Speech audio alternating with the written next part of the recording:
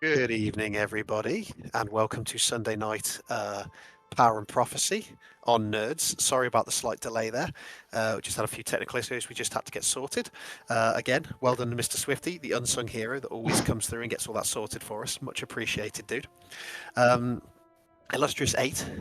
It's actually Illustrious 6 tonight. We're missing Ali playing Arwen and Gigi playing Luminara, who are going to be kited by Pike and by Cyrus. So there's 6 of us tonight, and we are going to be picking up with the events straight after the closed session. But before we do any of that, Mr. Swift, is there anything you want to say for the nerds at all? No, well, thank you for everyone that's subbing and following us, which is great. But also keep an eye out for the other campaigns. So I think not next weekend, the weekend after is Lantern Song again. Everlorn is it Tuesday or Thursday, I believe? I think they've swapped an evening, haven't Thursdays. they? Thursdays. Everlong's. Yes. And I think there's a new one, isn't there? There's a first episode of The Hunger, which is Tuesday night, which should be Yeah, we've interesting. got the hunger. Which is a whole Jins new is taking concept. So yeah, Jins is taking that one. So yeah, no, that was all good, and yeah, we'll see how it goes. hardcore survival D&D. That's going to be Yeah. really interesting. I can't wait to see that. That's going to be really cool. No, those are fantastic campaigns, so definitely tune in for those. And if you need to do any catching up on any of the campaigns, then check out YouTube as well. So, okay, guys, well, we're going to dive straight in then with the recap of the closed session. We ran a smaller session, which we did behind closed doors as a way for the I call them a living world session, so an opportunity for the players that were present, because we were a number of people down, to do a bit of extra exploring or meet some extra characters. And it's not a filler session by any stretch of the imagination. It's an opportunity for them just to slow the pace down, give them a chance to do something a bit more intimate in terms of the RP and how they get to have a little look around wherever they are. So that actually turned out to be quite a pivotal moment in the story, because we had Tiberius, we had Pike, and we had Osro. We also had Arwen, and I think we had you, Tiberius. We had somebody for a little bit, didn't we? But basically, 3 of the group, Tiberius, Pike, and Osro, grabbed a drink in the Terrible Tusk Tavern, which is where you currently are. They grabbed a drink, they headed out into the street, and they went to do a bit of exploring of Axe Point. You've currently taken a job of sorts from Sulphur, who is the blacksmith in Axe Point. He owes a favour, or he has a debt to a man called Hadavar, seemingly quite influential figure within Axe Point, who frequents the Terrible Tusk Tavern. Sulphur has a debt to him, and Sulphur has something that Pike wants. So, as a straight exchange, Sulphur said, "Go speak to Hadavar, clear my debt, and in exchange, you will get this weapon." That is something that Pike has spied and is quite interested to obtain. He's also doing some other works for you, various little projects that you've paid for, so you're here for a period of time while he completes that work. And in the meantime, you've spoken to Hadavar, who has identified that there is a local group of young people within the town that have fancy themselves mercenaries, adventurers, sellswords. They, in reality, are not very experienced. They are not capable of fighting much more than the local wildlife, and that's not been a problem for the community up until recently, when this group, their young people, have set about taking up a contract for something called the Hot Nests. Now, the Hot Nests is an island to the northwest, so you've partially passed it already on your way to Axe Point. It's on the fjords. It's in these islands within the fjords. And it's called the Hot Nests because snow will never settle on that island because of what lives in the earth there. So, Hadavar has explained all this to you. He has explained that his nephew, a man called Andros, a young man called Andros, has signed up with this group, the Iron Sons, to go and take on this Hot Nests contract. Hadavar doesn't want him to go. He wants you to. He is beseeched your group, the Illustrious Eight, to take the contract up in their stead, to remove the need for this group, the Iron Sons, to go and do it. Bringing us back right up to what's just happened. Tiberius, Pike, and Osro went out looking for the Iron Sons and found them, drinking what they believe to soon be their victory over these Remoras that exist on this island. In the process of getting to know them and introductions, those 3 individuals within your group saw the opportunity to snatch and grab Andros when everybody else's backs were turned, and to effectively leave with him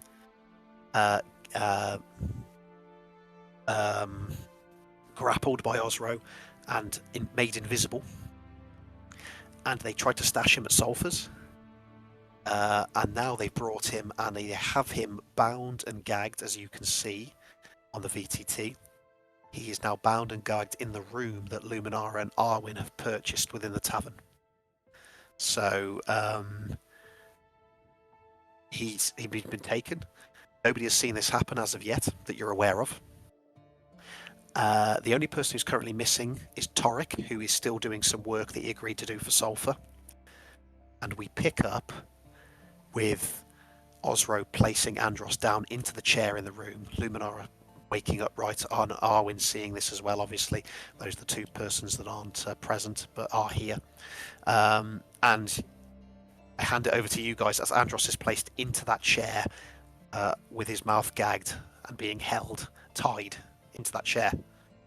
Over to you guys.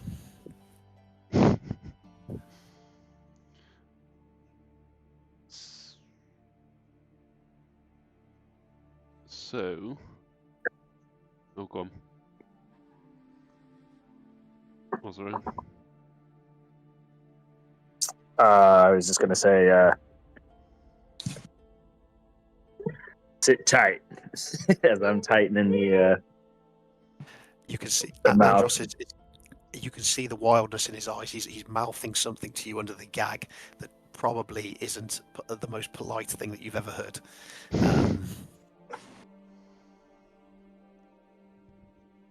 So yeah, we did a thing. So just sorry, out of game a little bit, DM. What obviously I would Magnus would have woken up to this, or no, sorry. Yes, I should make you aware of that. So Arwen stayed at the tavern with you. Sorry, I do want to point something out before we continue too far. People might have forgotten that this guy is actually still invisible. okay. Okay. Then. so you've placed him, but he's currently invisible. Yeah, he's there, but he's still invisible. We never got Cyrus to broke concentration on the invisibility spell, so he is technically still invisible. Thank you. All people can see is like rope and a gag just hanging there. Thank you. Yes, that's a good point. So the 3 individuals have basically brought this floating rope and gag upstairs. You were at the tavern where you've been doing some general journaling and kind of enjoying a drink. You tried your hand at drinking a bit more of this this interesting ale that was being served That sounds by like the Magnus. proprietor. Yeah. And Arwen stayed with you. Luminara went to go and check her rooms out. Dolph eventually went off to go and check out the baths. That's another thing as well. This place has baths. We'll get into that shortly. But yes, they've dumped down this thing, and there's obviously something is afoot. But yes, you're right. I should probably quickly add that he is not sitting there in just plain sight that you can see. So it's a pile of or a hovering gag and binds, I guess. Yes, Okay. exactly. And what time is it? Is it? Are we in the evening now from the last session, or is this in the morning? Yeah, or... you've probably gone out for about an hour and a half, so you're getting into the evening time now. Yes, some way into the evening time now. Yeah. Okay. So I guess I'll sort of I'm creeping to the edge of the door, just next to Tiberius. I'll sort of peer around and so guys, what's going on?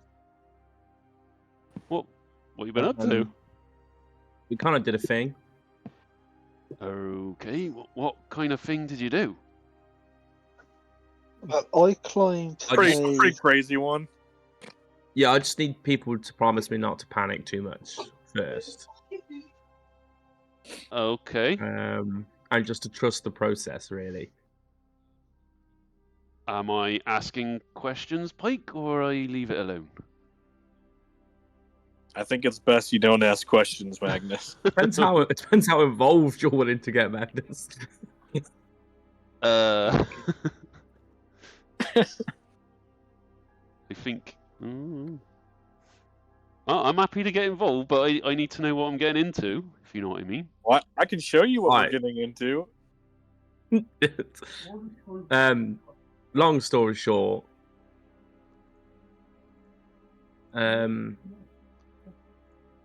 obviously we had that. I think that, we that just guy showed wanted. him, like, Okay, the nephew is not going on that contract Yeah. trip. Let's just say that out loud. Yeah, that's probably a good way of putting it. We've solved the nephew problem for now. Okay. And I think Pike convinced the Iron Sons to leave early. I did. Hey, what? So we ain't got to go and fight none of these gribbly... Potentially. murder bugs. Yeah, Potentially. no murder bugs. Oh, that sounds alright. Potentially, we don't have to. I mean, when you say potentially, that kind of worries me. You're not 100% then, Pike. I mean, all we got to do is just stay in this room until morning. It's going to be... I've got to be honest, it's going to be a little bit cramped. But... I mean, we don't all have to stay in here. But If we lose, we'll lose him. If we leave, we'll lose him. some of us have to Muttering stay to in this room. myself. Who's staying in here then? Because I think my room's down the hall, isn't it? As far as I'm aware, only Arwen. Did you buy room? No, I don't know if you have bought rooms yet. Arwen and Luminara have bought this room. I don't think anybody else has bought rooms yet, unless I'm mistaken. I got to remember where we are now because it's been so long. So, because Physically, I was here, but spiritually, I don't remember anything that happened, guys. Do we have room? No, only Arwen and Luminara brought rooms. I feel Yeah, as no if one I else was did. controlled by someone else while we were doing. I feel I've had an out-of-body experience. Gods work in mysterious ways. Cyrus, you did a bit of research into Remoraz. You pulled up just some old notes that you have, just a few bits and pieces that you have scrawled. You do keep a small, I'm assuming, a monster kind of collection. Of you have that kind of, you have something along those lines, do you? Or Yeah, I have a journal that I've been detailing all of our monster travels and encounters. okay, is that based on things you've actually faced? Then, not necessarily any. You haven't got anything on potential information you've acquired along the way. So I have a journal of mostly things we have faced, and then I have some scribblings of overall So- things. So during the time that Tiberius, Pike, and Ozra went out to cause merry hell and climb things, you and Magnus and Arwen stayed. You drank. You were looking over your notes. He was journaling. Arwen was just kind of keeping you generally company. Luminara was also there as well, and Dolph as well. Dolph is off at the moment. We don't know what Dolph is doing. We do know what Dolph is doing, but he's off. He's doing soft cleaning. What does that mean? What's he doing? Dolph is What? gone to check out the bards. Grooming, is he? Grooming himself. He's doing some general maintenance. Yeah, Okay. some grooming. Well, if you fuckers are in this room, I better go downstairs and try and get us a room, and or try and get me a room. Is anyone? See Oh, go on.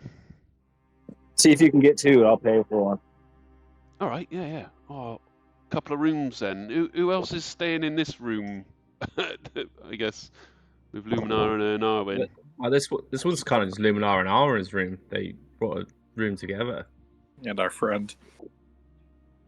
Yeah, That can be moved to a different room if necessary. Sounds so weird. Righto then. I'll head down and get us what? Another 2 rooms, I guess. Is that gonna be enough? Yes, to see if you can get the rooms like directly next to us or across from us, so we're all next to each other. Righto. I'll head downstairs then. So I'll... Okay, so as you start moving slightly away from the doorway, so you've not done the reveal on Andros yet, then he's still the floating rope and gag, I assume. He's not been revealed. As far as I know. Still invisible. Okay, so as you take a bit of a stroll past Tiberius and you start walking, Magnus, you start to hear a bit of a commotion downstairs. There is raised voices, there is noise. There's obviously usually noise in a tavern. It's raucous. It's in the evening time. It's, from what you can tell, the weekends. There's plenty of people, but there is an additional level of noise and some kind of clamour downstairs. You're kind of hearing this a little bit as you're walking, just a few steps, and as you're getting a little bit further down the stairs, you start to hear footfalls on the stairs coming up. Ooh. Okay, a single set of footfalls on the stairs coming up. Slowly walking, not attempting to be discreet, but just a heavy set of footfalls, single footfalls coming up, and an individual reaches the top of the stairs just in time to meet your gaze. And Hadavar stands there and said, "I understand you have been busy this evening. We may have a little bit of a situation downstairs." Oh no. What's going on downstairs? You want our help? No, I have it under control, but first thing I should ask is what is going on up here, and where is my nephew? Oh, I think he's okay. I don't know. I hadn't seen him, to be honest, mate.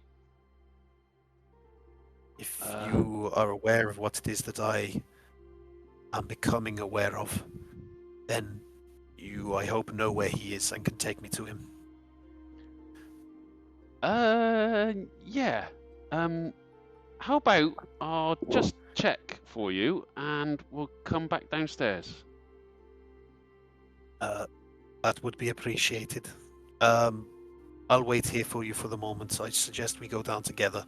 I have the situation under control for now, but I will need to speak with you and my nephew first. Righto.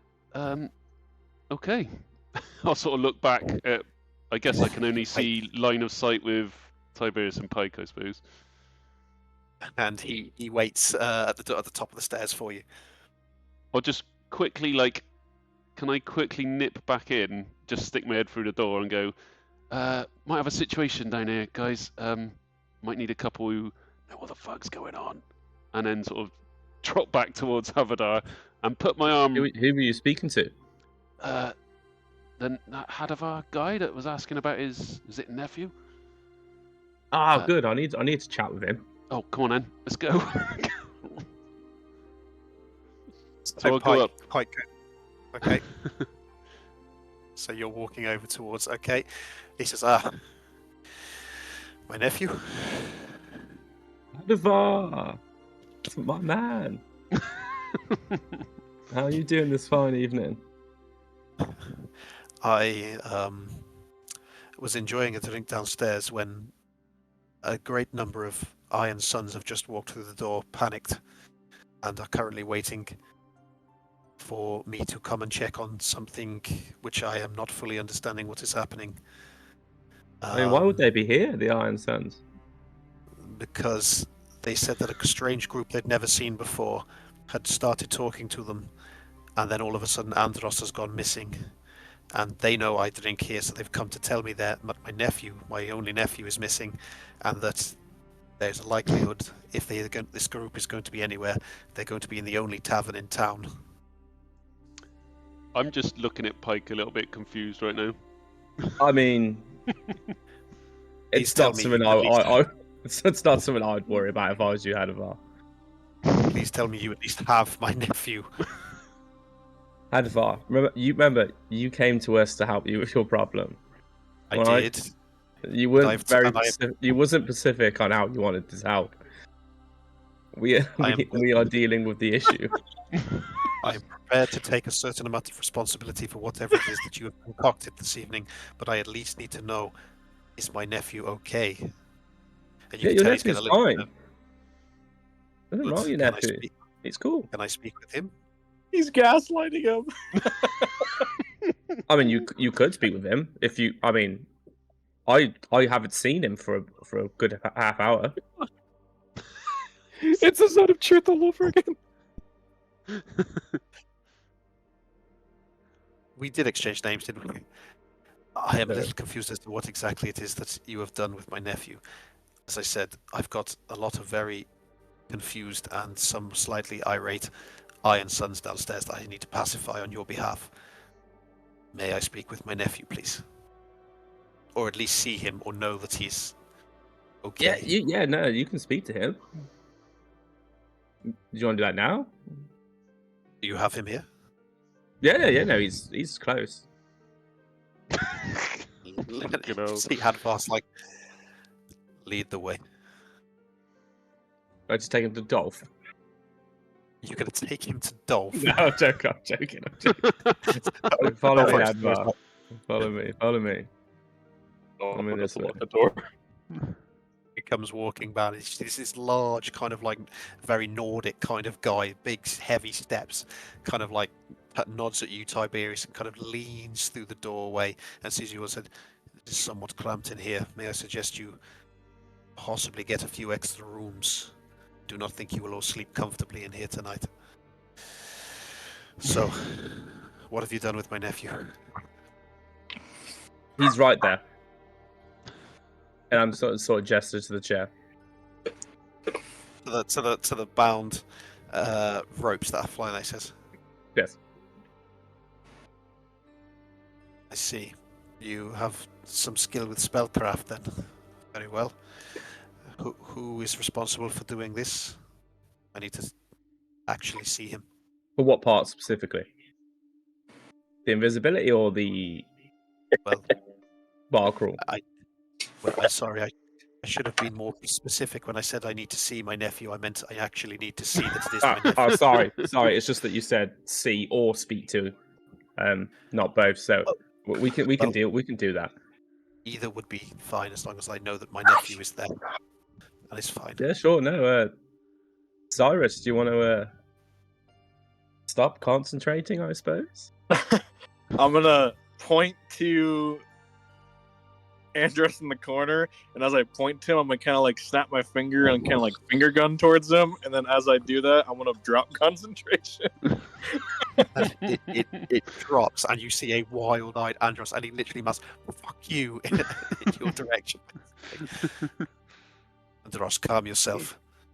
And he lifts and he pulls the gag down, and Andros immediately goes off into a tirade of by what right do you do this to me? And he's kind of like really, even though he's seemingly quite a timid young man before, you can see he's quite angry in this. He says, "Andros, calm yourself.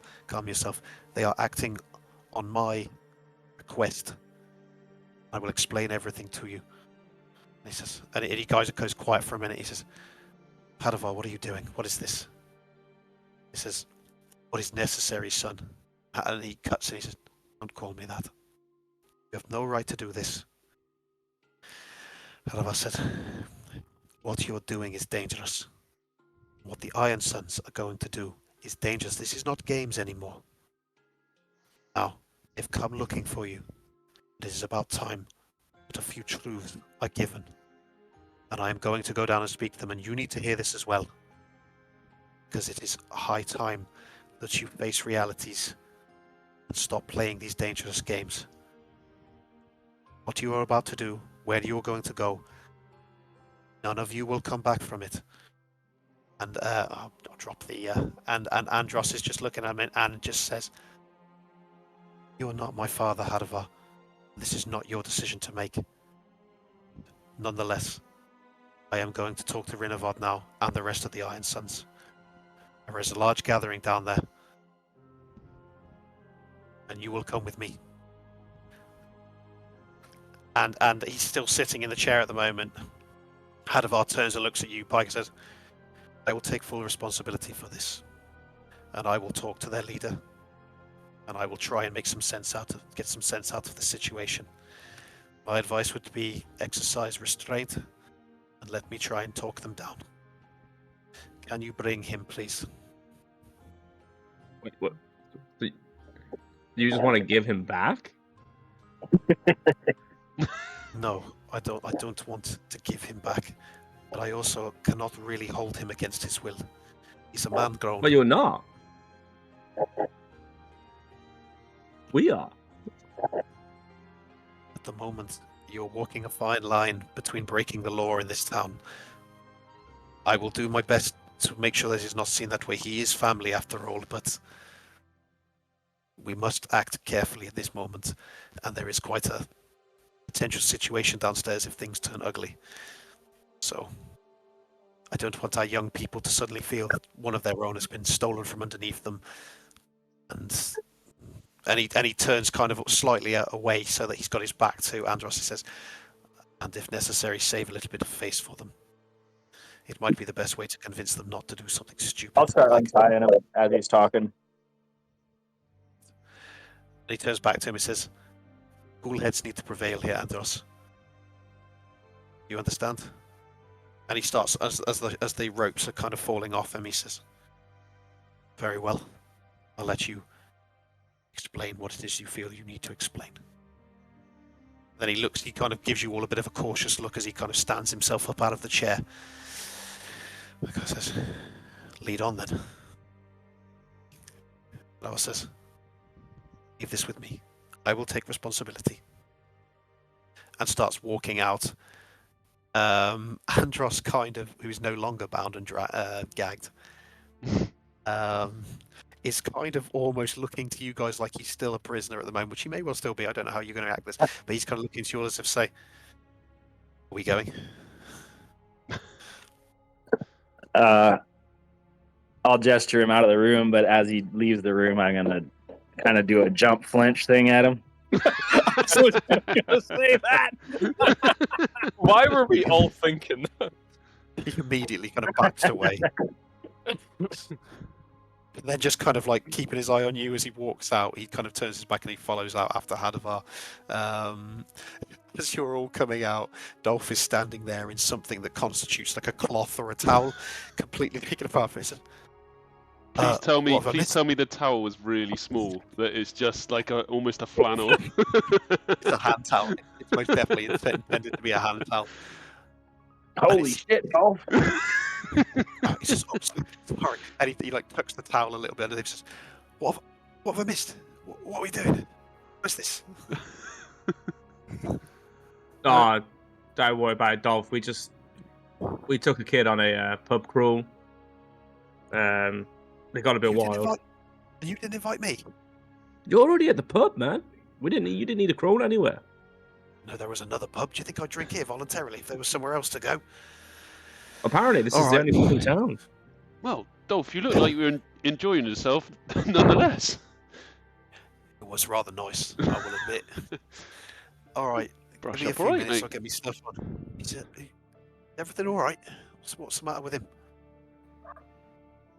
Kind of gestures to Andros, who's closely following Hadavar down the stairs at the moment, or is walking towards the stairs.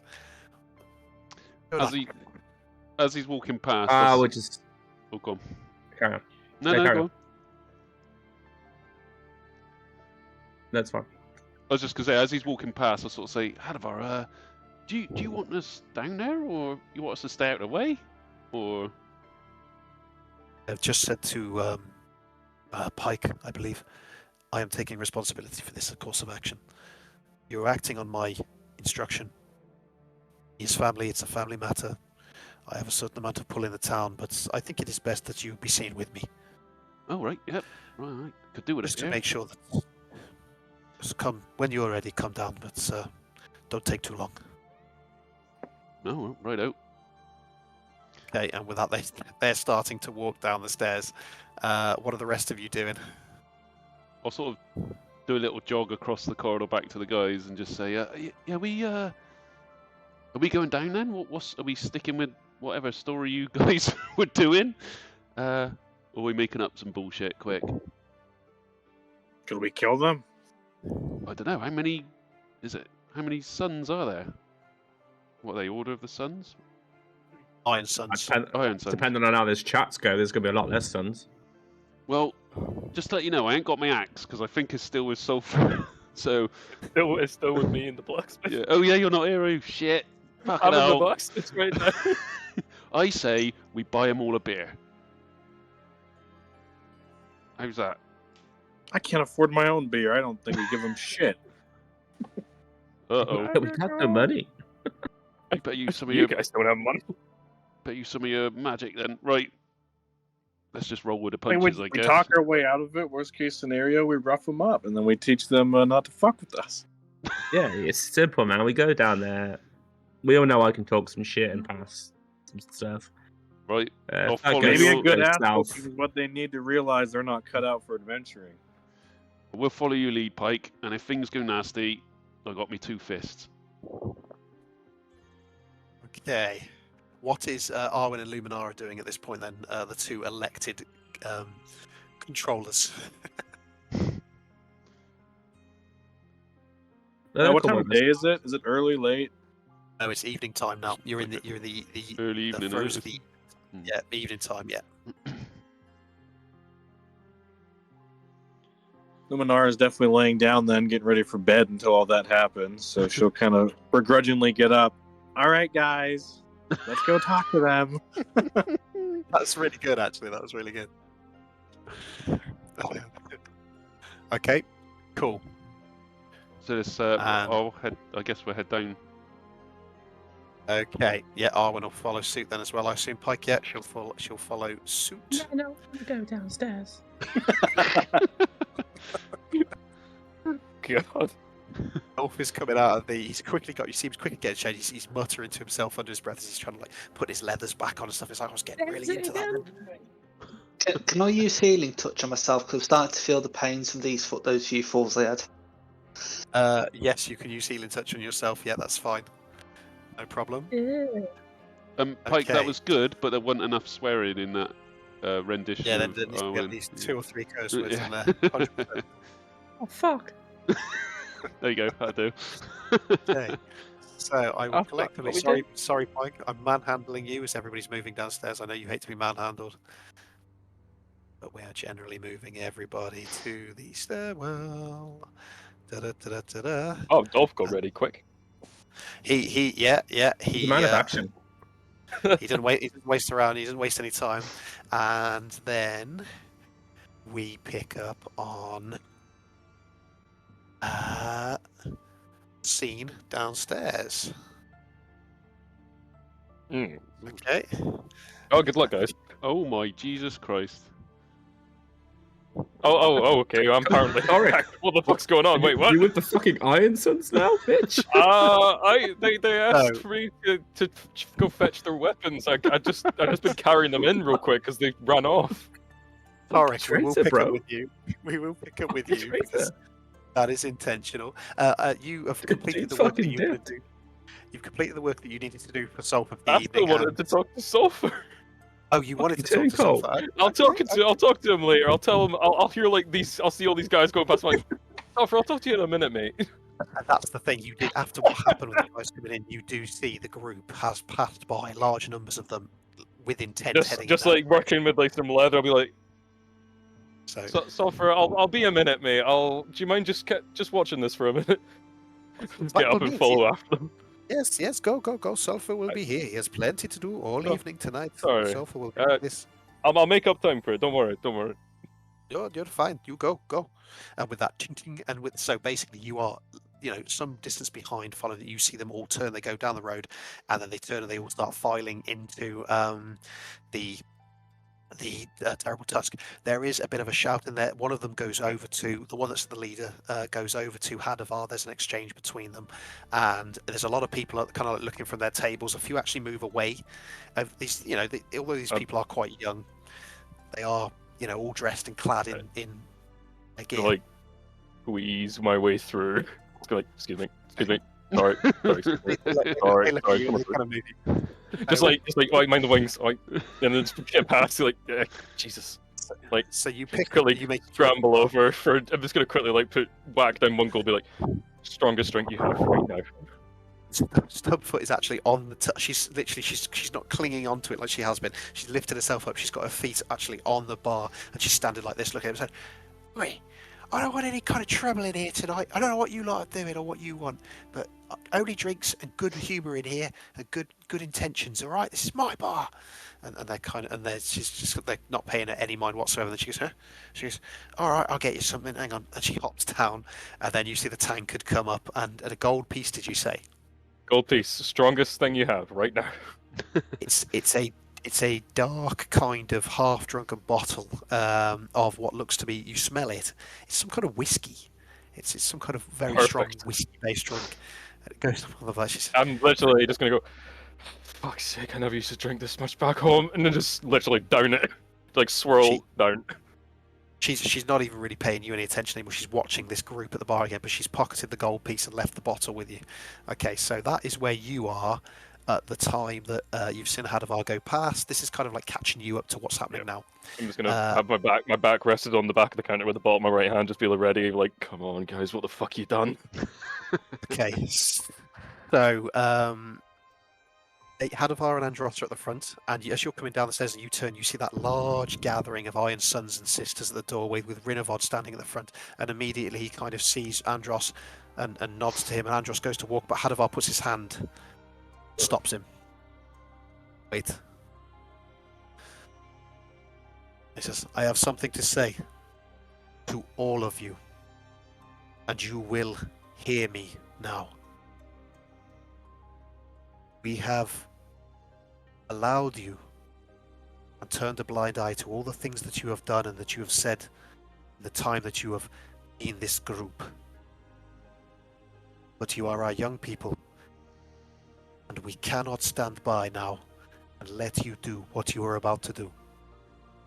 And if nobody else here will speak up for their kin, I will speak up for mine. This is no longer a game. People that are standing behind me acted on my instructions. Andros was taken. Maybe that was a little bit brash. But he was brought to me so that I could make sure that you heard this."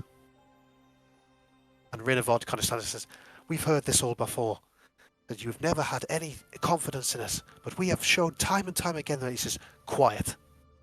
I will not hear any more of it. You have fought half-starved wolves and bears. You are now going up against Remoraz. There is a reason that in this town, chieftain hires people like this to do this kind of work. It is because it is dangerous. And none of you will come away from this. So you need to think long and hard about what you're doing." And Rinavod stand. There's a little bit of murmurings from them, and he says, "The Iron Sons will prove you wrong, Hadavar. And Andros is one of us, and he has the right as a man to decide if he is with us or not." And then he turns to Andros and says, "We leave on the morrow, Andros. You are welcome amongst our ranks. Hadavar, we will take care of him." And he cuts him off and said, "If you go, you will die. All of you." And he turns and he says, "Andros, please, son." And Andros just literally just kind of like billows in him. "You are not my father. You have to stop this." You see he's visibly quite, like, he's red in the face. He says, "You have embarrassed me in front of my friends, in front of my comrades. This was rash. You had no right to do this."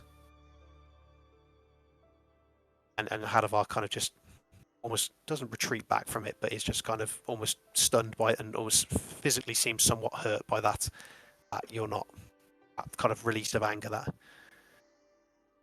you do not know what it is you are doing. Do not go with them. You are right. You are a man grown. And we can find work, good work for you here, for all of you. But this is not the way. Think about what you're doing. Do not be stubborn and foolish like your father. Really think about what you're doing. And Andros kind of goes quiet for a moment. And then he looks to the others. Adavar, do never ever do something like this again, ever. And steps down off the ledge. Takes one quick look at each of you. And then starts walking.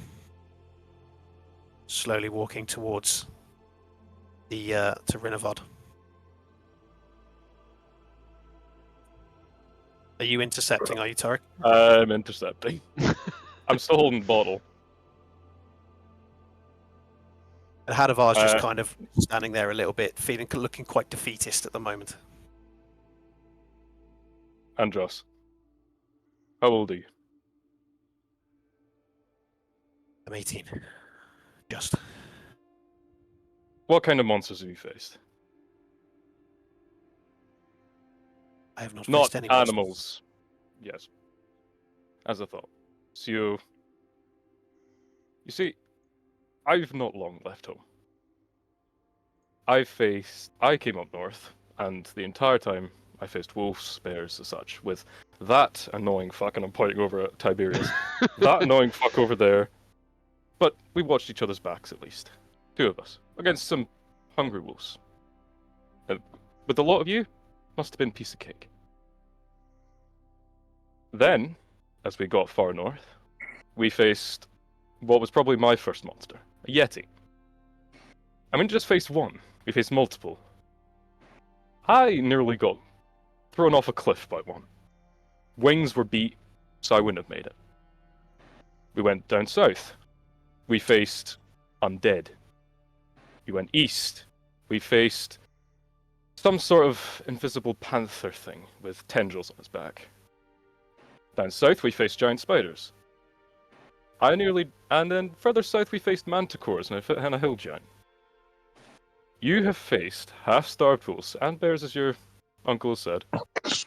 And you've probably been at the back lines, I'm guessing.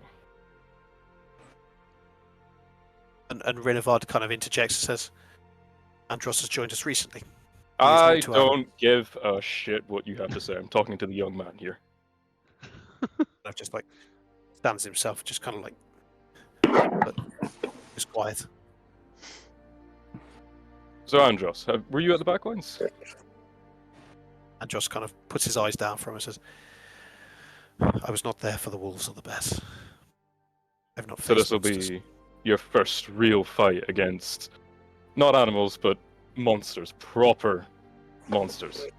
That not even me or some of my companions fully understand, apart from our expert over there. That is correct. You will die. I've nearly died countless times on my way back down, just to get home.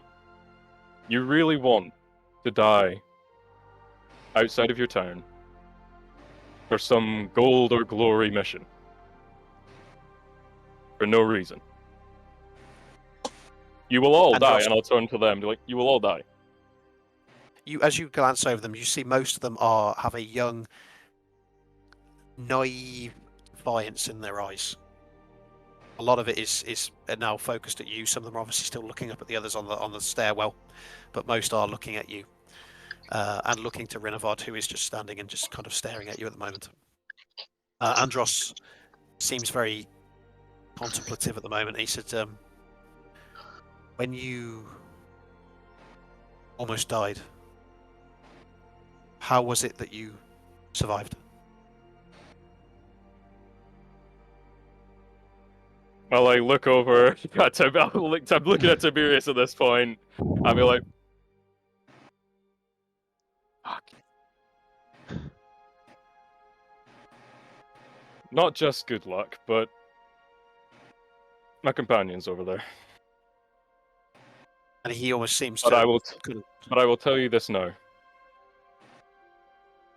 Each fight we've been in, there's been a close calls, too many to count, and we've not faced monsters like Remoraz before. But from what our expert says we stand a slim chance, and we're pretty experienced in the matter, in hunting monsters. But your uncle got us to try and persuade you.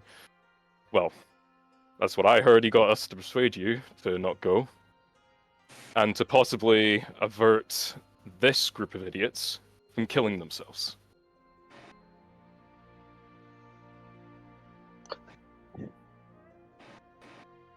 Andros kind of his head down a little bit, but then turns. He's looking at Rinavad, looking into his eyes. Rinavad is kind of smiles and kind of nods to him. Andros says, "You have your companions. I have mine. And I have pledged to fight beside them. And I cannot turn my back on that pledge or them." Let's challenge him We to a may- fist You fight. see Andros, and I'll put my left hand on his shoulder. And I'll say, "You'll understand one day." And then bring up the right hand, flick around the bottle, and smash it on the back of his head. Shit. Okay. Oh no. Okay. What the fuck? Fire brawl, bitches! Oh no. Another one of those cut his hand off type things. Wait, Okay. fuck it. Mate, we should just challenge him to a fist fight. What is going on? What is going on? I Holy shit. I think Tarek is just I was so hoping that would work. I talked for ages. I was about to say You give me a can't do persuasion this to me, check. Timber. I was about to say give me a persuasion check. Literally, you hit him with a bottle. Are you going through with this? Are you hitting him with a bottle? Can I roll for persuasion first, please? I beg you. You can roll for persuasion first if you want to. Yes, okay. Roll for Hey, persuasion. right. Can I get It's a hard- guidance, I please? feel like if you Sorry, fail, babe. you have to hit him with the bottle now. Oh my No, I god. smashed him in the head. Sorry, mate. Okay, 18, and the guidance is a +4, right? It's a D4, right? Now you're too far to get guidance. She has to touch you. Okay, You never can't mind. get That's an behind her. 18. That's an 18. Smashed him on the head with a bottle. Oh, yeah. No, this is If it doesn't work, Sorry, mate, you've walked into my glass. It's not looking like you convinced him. So it's whether you're going to hit him with a bottle in front of. It's up to you. No, It's let's up to challenge you. him to a fist fight. 5 of us versus 5 of them guys. No Wait, weapons, turn no into a armor. fist fight. This turned into a fucking fight fight. It's gonna- Right, quickly, guys. Can we just quickly say who wants the bottle or who doesn't? Who wants the bottle? No, you can't. You can't. They're not. You're on present. your You own, already kiddo. said it. I feel like you have to bottle him now. You're either I'm gonna have to bottle him. I'm gonna have to bottle him. Bottle him. You're either gonna hit him dragging with us a into ball. this brawl with you, or You not. already said it. Now you have to go through with it. Right, let's do this. Let's do this. Oh shit. Okay. Roll. Okay. Roll. You're gonna have to roll initiative. He's gonna have to roll initiative, and we're gonna see if. Can he roll to hit? And if he misses it, the bottle flies out of his hand and disappears. I mean, it's technically a surprise. It's complete. I mean, it surprised me, so it's not gonna be. But yeah. Roll. Surprised all of us.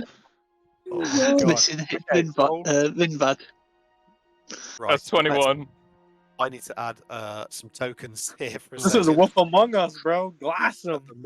At the moment, this is 1-on-1. Yeah, 21. Yeah, 21's gonna hit. Yeah, 21's gonna hit. Wait, that 21 was Wait. initiative. Oh, 21's Oh, right. initiative. Sorry, yes, you're right. 21 was initiative. So what am I? If it's surprise attacks, it'd be advantage. What am I rolling? It's Yeah. just a normal D20. Yeah. You. So now you can. So you've got a glass bottle. You're gonna hit him in the head with a glass bottle. So Right, rolling 2D20, highest of the two. roll as if it's So- a fist. Roll as if it's you've. Oh, hit right, him with okay. your fist. I'll add a little bit of piercing damage for the bottle. Oh my Right, so God. unarmed. With advantage because of surprise. So I get a 21, dirty 20. 1. Yeah, so you're definitely going to hit him. 100% going to hit him. Roll your damage. Now, yeah, you've rolled to hit him basically with things. So roll your damage and add a D4 for piercing damage. So that'd be bludgeoning. So that's 3, and then a D4 for piercing. That's 5. Total. Okay, so basically, as you've been told, you've literally just smashed him over the head with a bottle. I think we need some different kind of music for this. I was gonna say. It was so. Come on, me. I was so heartfelt, man. Come on. You can't do this to me. Remind me never to say no to you. Gonna Ed. keep Oh dear. That's Hold on. why I asked for the strongest drink you got. I had the bottle. I'm like, the second you said she hands me the bottle, I'm like, oh, fucking great. Oh, God, I got a bottle now. Hold on just a minute. Hold on just a minute. I'm sorry I curveballed this, guys. I'm just deciding what I want to do. I'm like, I just see you smack him with a bottle. I'm like, what do I do? Do I go for him? Do I go for Now you? it's like, is it gonna be a fist fight? Are they gonna pull weapons out? Like now I'm just like, oh shit. Let's just happen into a fist fight and be done with this. Okay, at the moment, Oh. Tarek has hit him. He's hit him hard enough that, and with the thing, I mean, he's a young lad at the end of the day. He's cracked him over the side of the head, and he's kind of lost his balance. He's kind of gone down and kind of crashed into this chair a little bit. Rinevod has immediately turned and just gone to punch Torek. So he's going to take a swing for you, and a couple of those others in front come running in as well. Can I? So they run at you as well. Obviously, This is there's surprise, though, this is so- happening all at the same time, I guess. In Effectively, yeah. if can I leap? Is this to my right, I suppose, or in front of me?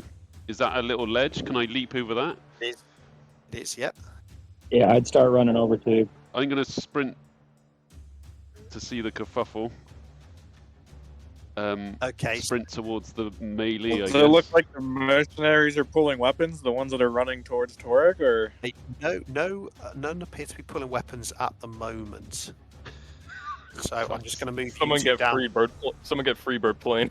okay, Crossroads perfect. is your time I want to to go shine. towards Oh, Torek. free. I want to go towards Torek with them. Freebird would be mint, wouldn't it? Can't change. This is where the monks shine. Unarmed combat. Can't change. That guitar Okay, solo would be awesome right now. Hang on just a minute.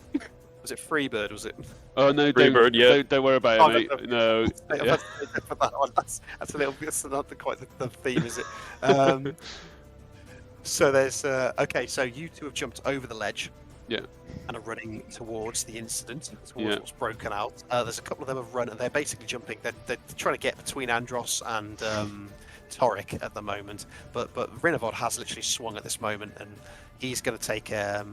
So in terms of, you've taken your first hit.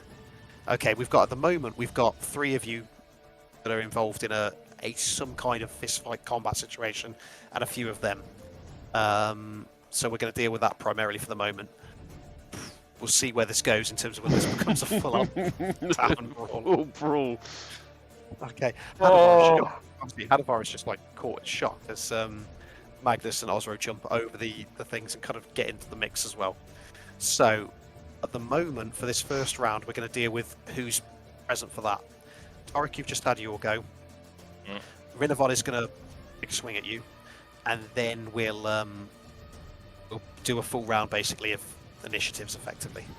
Okay. Let's see what's going on. I have to go off the fly with this one, mate. Absolute swine. I tried being heartfelt. If this kid wants to get himself killed, I ain't allowing it. We need that money. Fucking hell. I was sympathising or empathising, I suppose, with the kid, thinking, well, we got a band of mates, like I'd die for these guys, and I was like, thinking, fair play, he'd die for his mates, and I just crack. Oh shit! That was not the right answer. Typical fashion, I think every character, every monster, and everything should have a hand-to-hand for this situation. Here we go. So he's going to just roll a straight. We'll call it a strength check, just for Everyone does Oh, have it's- hand to hand. Everyone does have Everyone- hand to hand. Yep. Yeah, It's everything a- has a hand to hand. It's really bad unless you're a monk. It's unarmed strikes. Unarmed.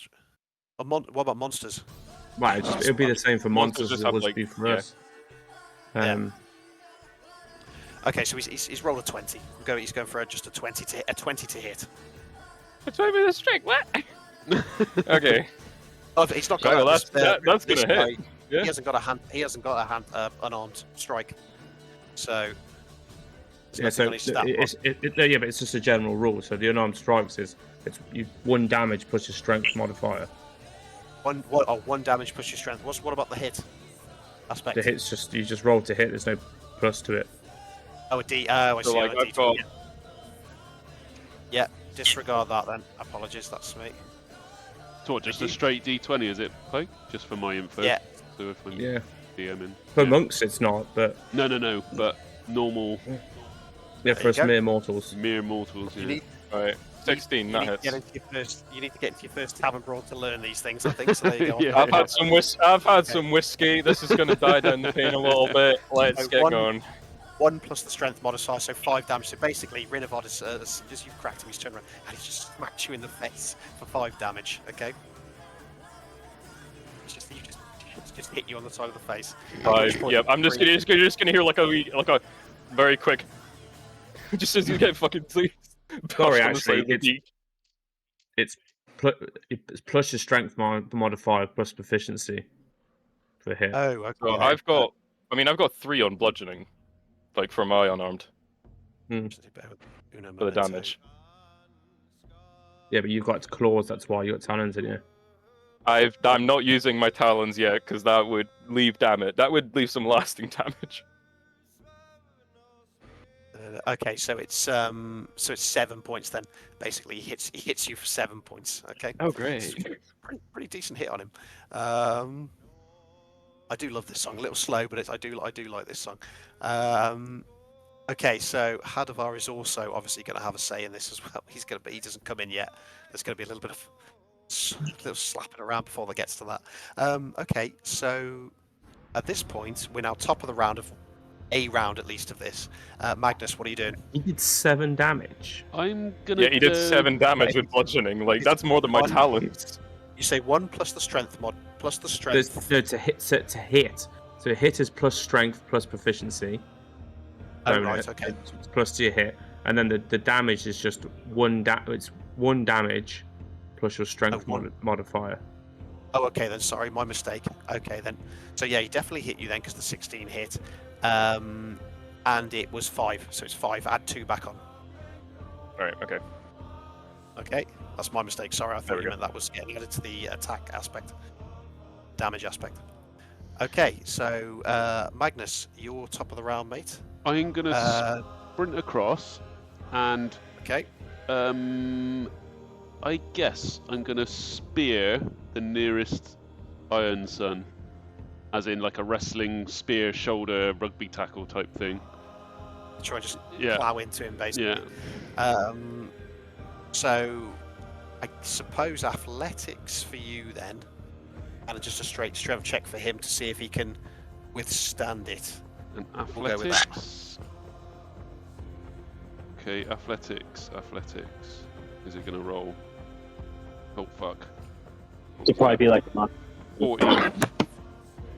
You got a 14. 20. Maybe it's- So you've, Oh fucking hell. so you've come charging across. What's your movement actually?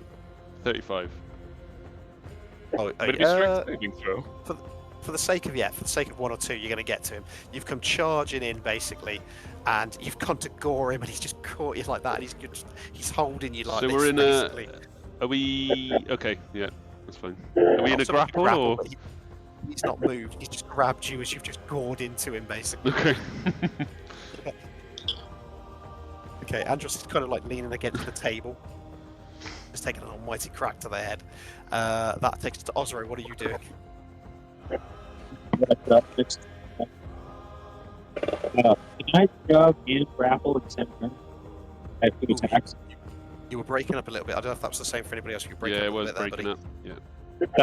Yeah. I'm gonna run up next to Magnus. Okay. Can I have 2 attacks per turn. Can I shove and grapple in one turn? As far as I'm aware, you can do, yes. As far as I'm aware, can't see unless anybody knows better. I'm going to say yeah. Go for it. Alright, so I'll run up next to, I'll shove that dude in front of me at my 3 o'clock. I'm going to shove him prone, and then I'm going to grapple the guy. Okay, so talk me through the. So you're going to shove him prone and then grab for the one that Magnus has piled into. Yeah. Okay then. And of course, there's a lot of commotion around the tavern at this point. There's people shouting and moving away from the tables, and you can hear that Stubfoot is yelling something, but it's inaudible at the moment over what is currently kicking off.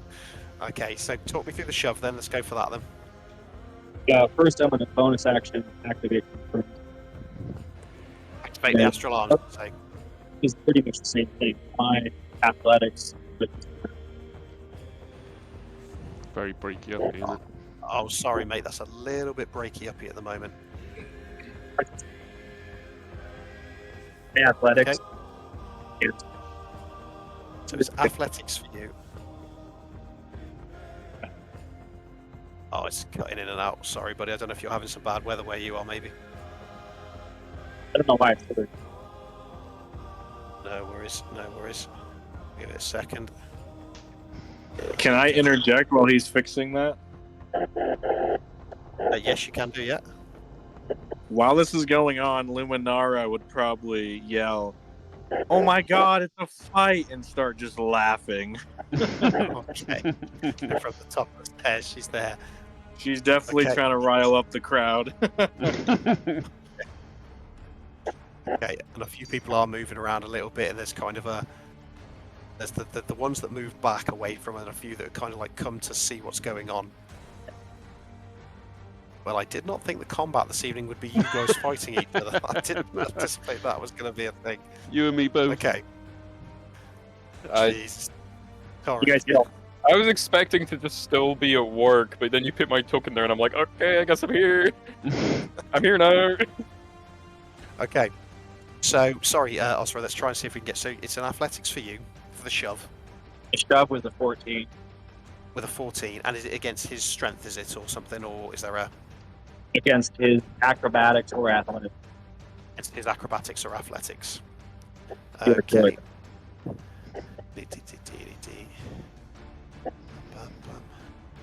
Let's go for... Okay, so he got a 19. Oh, fucking hell, these are hard as fuck. So you've tried to shove him basically, and he's just pushed off, and it's not pushed him back. Okay. Crap. You've still got a second move, so you can readjust if you want to and focus on him again.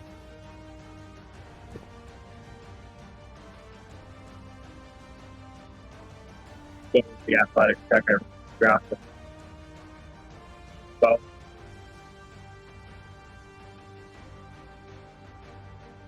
bad rolls. Bad rolls. He's really breaking up for me. Yeah, it's bad. Yeah, he's breaking up for me as well. Bless him. Sure what's going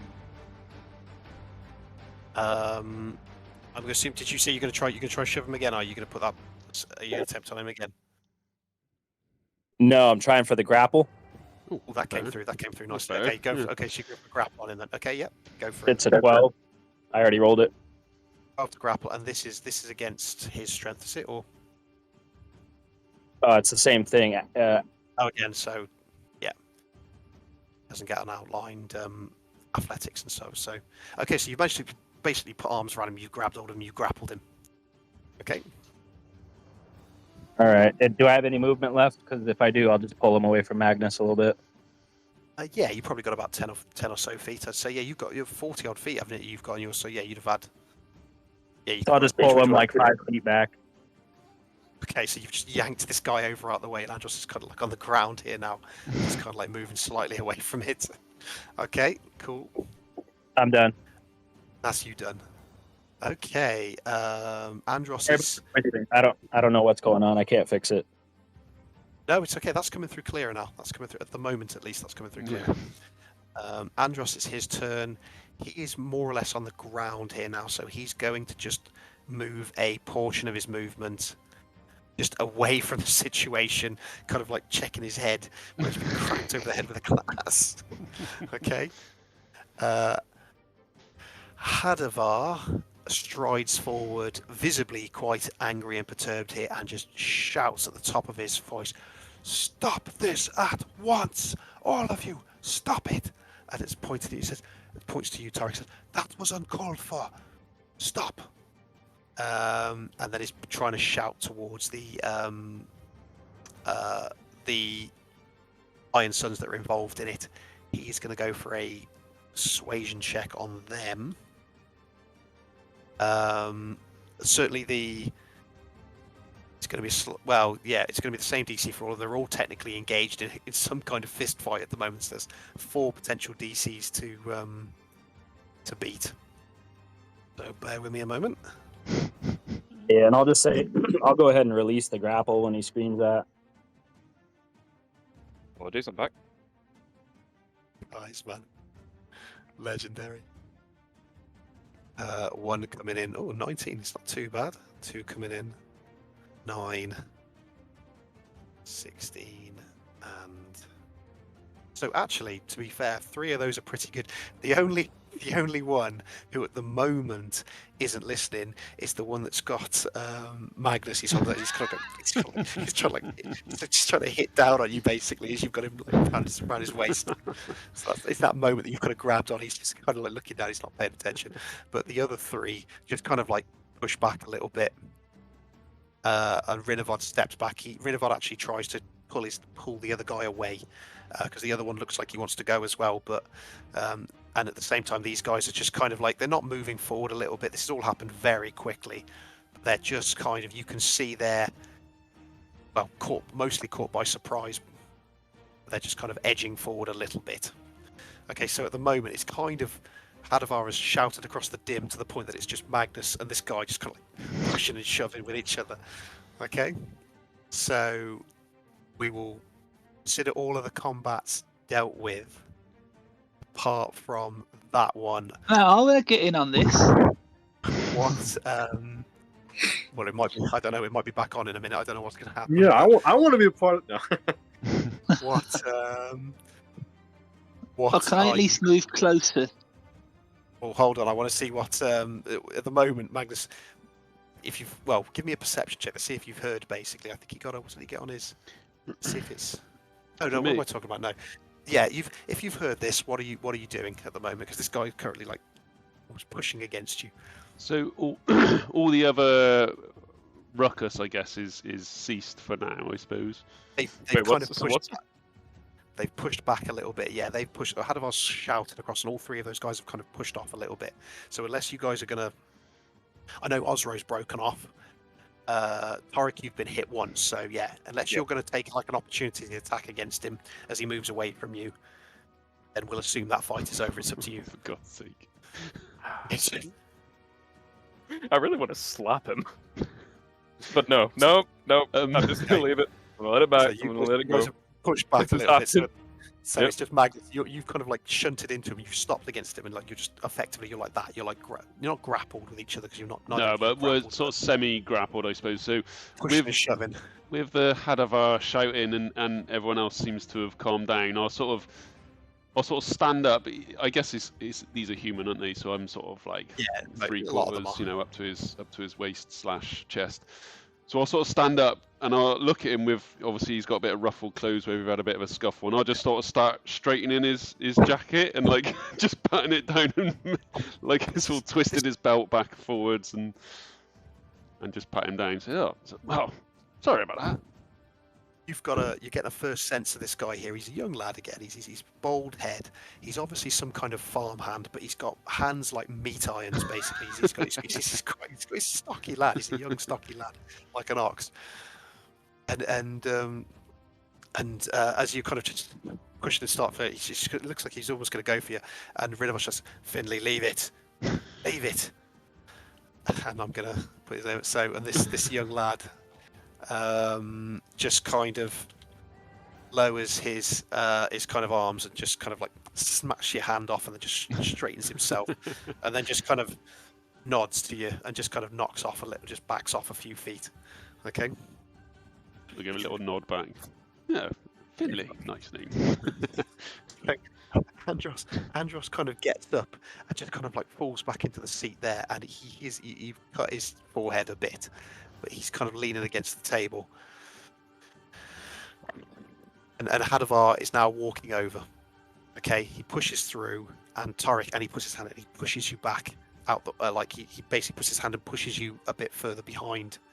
Right. So it's obviously, and then he just kind of squares off with Rinavod. Says, "Leave now."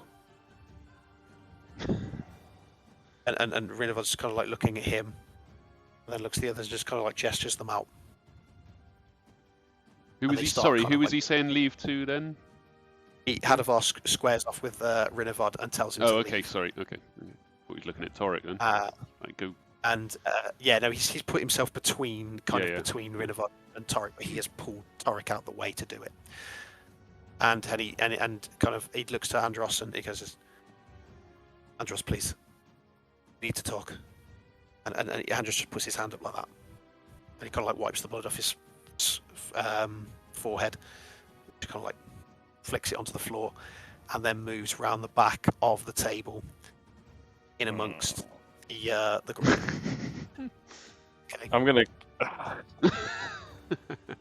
They start exiting out, and Rinavod stops and looks at Hadavar and says, "We will look after him." And then glances at each of you, but then back to Hadavar and says, "We are leaving in the morning." And with that, they all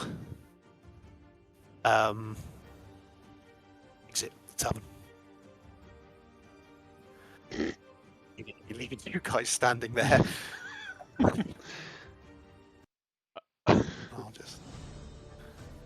I'm just going to clear some fight music at the moment. That's back to, and you see there's a lot of people. Then you hear.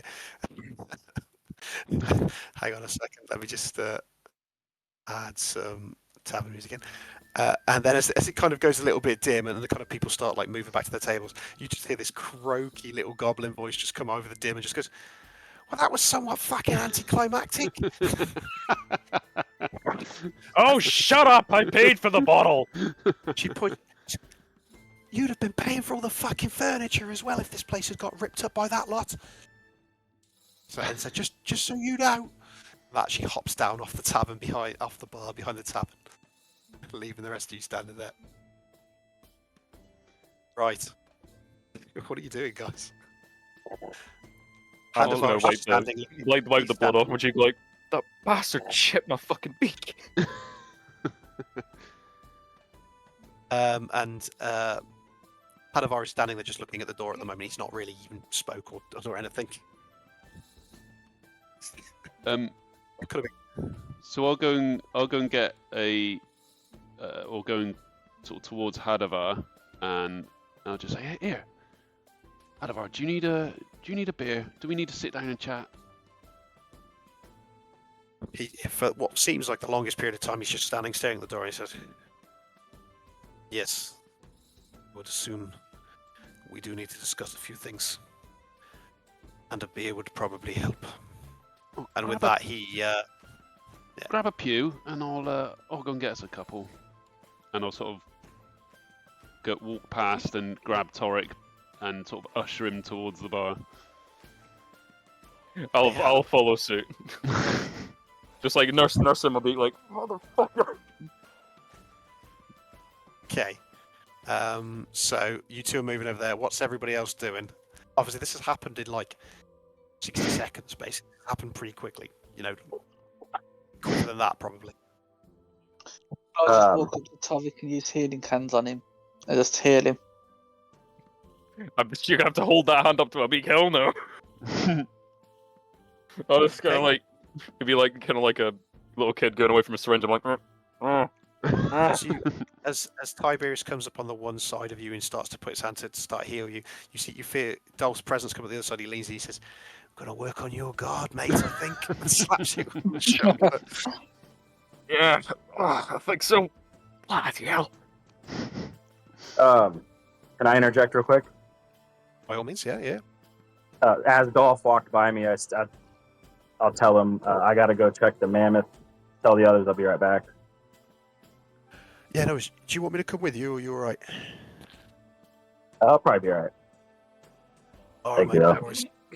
He slaps you, and okay then, so you're heading towards the mammoth. You'll be going Yeah, outside. I told that guy that I told that guy I'd be back before nighttime, so I better get over there. Okay, no worries then. So you're heading in that direction. You'll leave. You'll see as you leave that the Ironstones are heading back down the street and then turning left as if they're heading back towards the forge, as they call it. Anybody else doing anything, or Ike, Cyrus, Armin, Luminar? I think the rest of us would just be converging on the bar with the group, sticking together after that happened. I think I owe you guys drinks. I say, fucking right, you owe us drinks. What was all that about? You put up a bloody good speech, and I was almost had me in tears.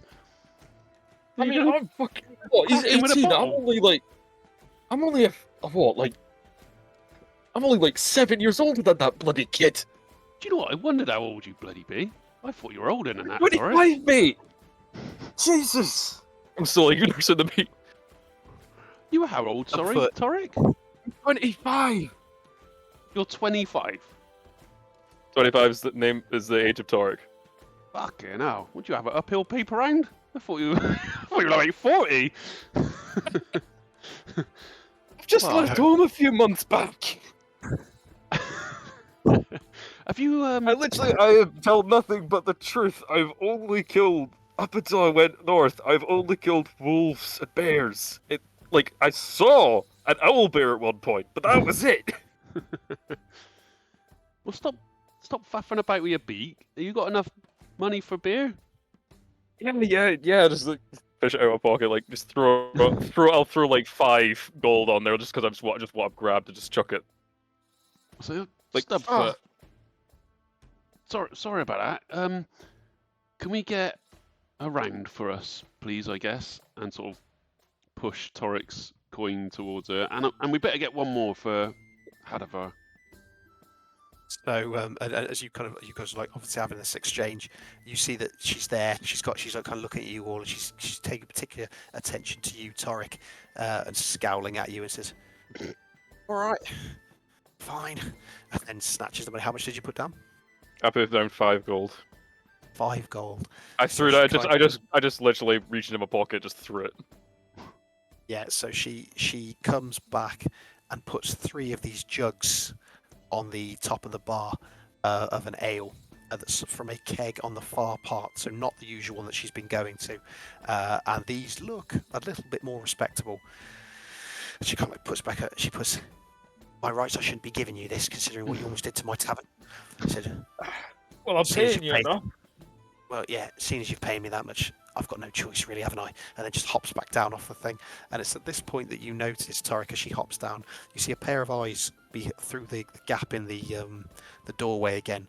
Very almost like rodentish like face, and then just kind of like disappears behind the doorway. Okay. Is that sorry? What the hell? Torek noticed What the that, hell's- or all of us? Torek is Torek, over his okay, as sorry. Stubfoot drops down off the bar. There was a present, that same presence that I don't know if you know, it was introduced last time, so a lot of you wouldn't have noticed. But Torek notices an individual in this top corner here. What the hell cooked my meal? Let's just move that down a little bit so you can kind of see on the thing. Yeah, there's an individual for a brief moment that was in that doorway and then kind of vanishes back inside. Okay. So, okay, so you've got these 3 large jugs, and there are small tankards there that they can be poured, basically. Hadavar is across the way, looking somewhat somber. So what do you do?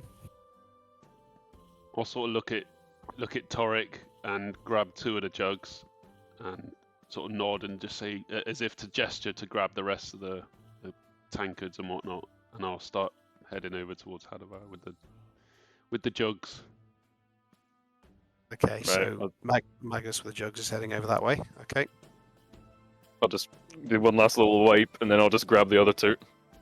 Or how many do we have? 3 or 3 in total, so there's 1 3, spare. right. Yeah. I'll grab the other one.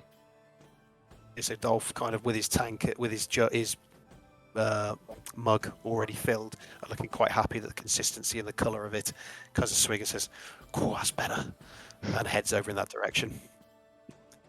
Auric as well. Okay. And everybody else just generally heading in this direction?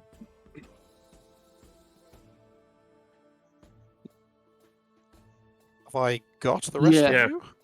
Yep. Okay. Are you here?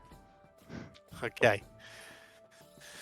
So Hadavar sit there as you kind of sit down and says, I am obliged.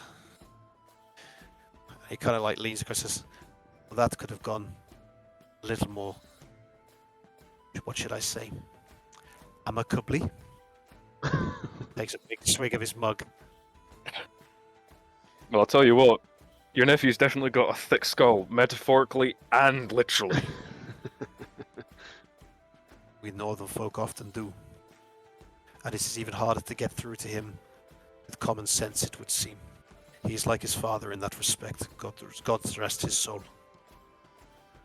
How long's he not had a father for?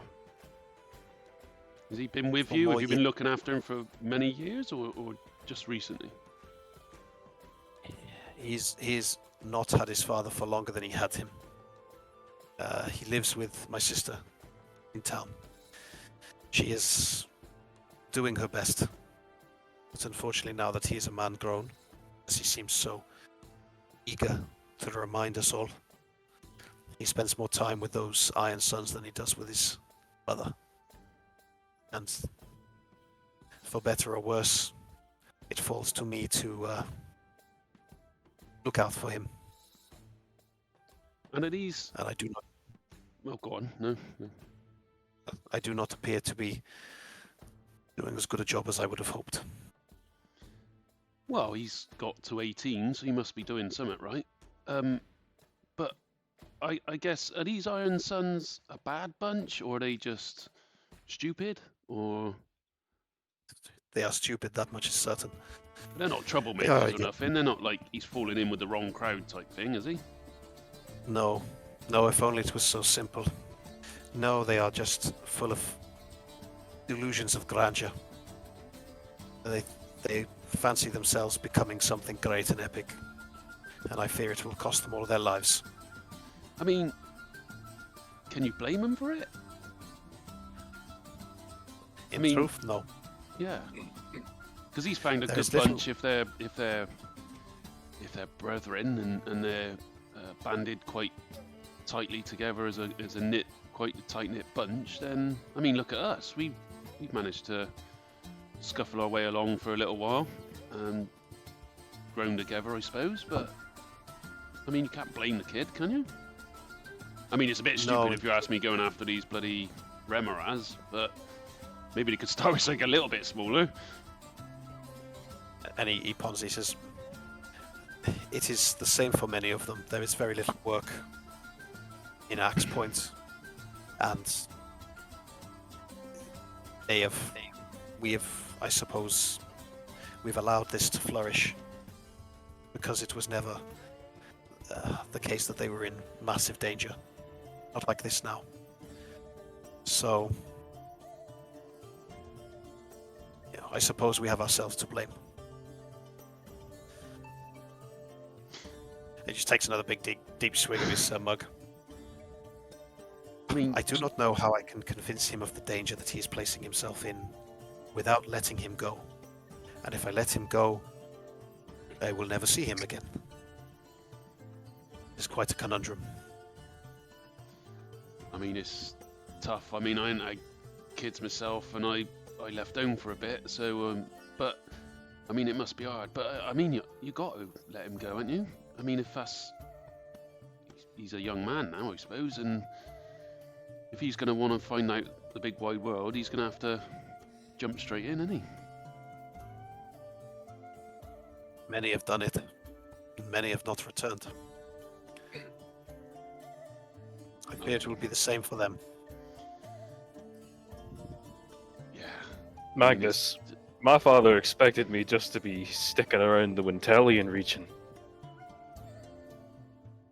And I'm all the way up north here. He'd blow his feathers if he found out. That's a point.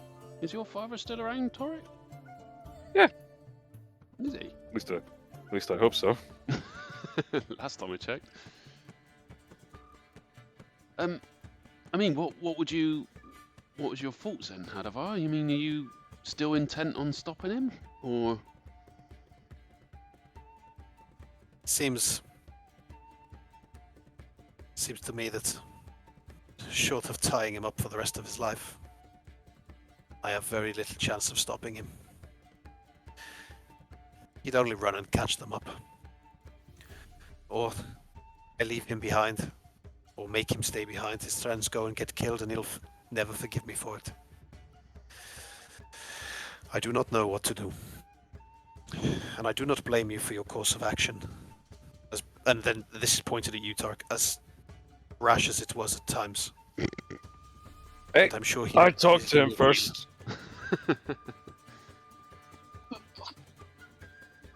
We could, guys, if you wanted to, take him with us. What?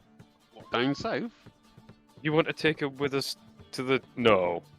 No, to go on that little, to do the kill the beasts. And Hadavar's looking down the table, and you said, "You are still intending to go then?" No, I believe that was the case, yeah. Well, And he'll be safer with us than he will be with them lot. I think it's And then when he realises he can't hold his own with them lot, then he won't go out. Something tells me you will struggle to pry him away from them, as we have tried.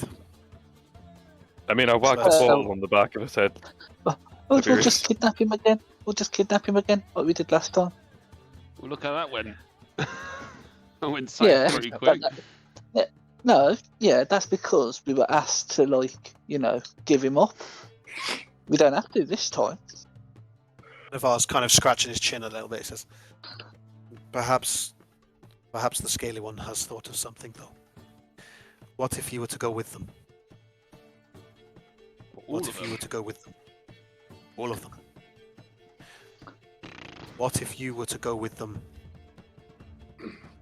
And what if I was to speak to Guldran to increase the contract value so that your costs and theirs are covered? Surely that would make it safer. I mean, we've all got more chance of staying alive, I guess. I mean, it's up I to would feel it's up to everyone else. I mean, I'll look down the table and be like, and I'll like push the jug down and be like, anyone want a drink before making a decision? Oh, I'll have another drink, definitely. And I'll put the jug. You got 2 jugs on you. What are you on? Oh no, I've kept one jug. I'm just drinking it straight out the jug. I'll put the other one down the table. And Dolph takes one of the empty mugs and pours it and passes it and says to you, Pike, and says, "Here, I don't think I've ever seen you have a drink. Go on, you want one of those?" No, I'm fine, thank you. All right, more for me then.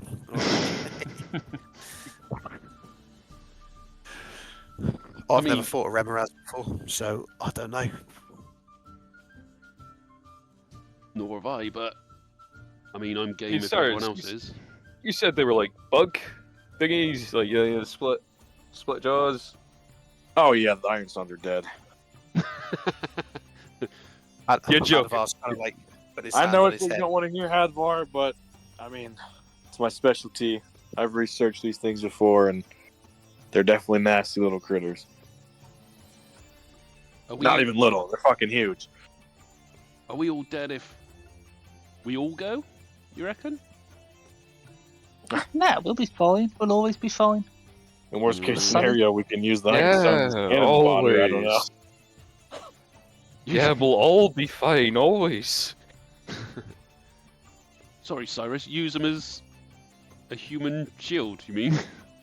I mean, yeah, we use the rest of them as human shields to protect Andros and then see what happens. But I mean, you understand these things are huge. They literally eat people in one bite. Do we And know you how can't many? hurt them with fire or ice. So I'm out. Arwen can't fucking how fire tall are they? fireballs at them. She's out too. Oh shit. How How tall do are- I interject All of and these says, things. the problems are not necessarily the younger ones. Those are the ones that you're contracted to go and hunt. The reason that these contracts are given to outsiders, mercenaries such as yourself, is because there are larger ones.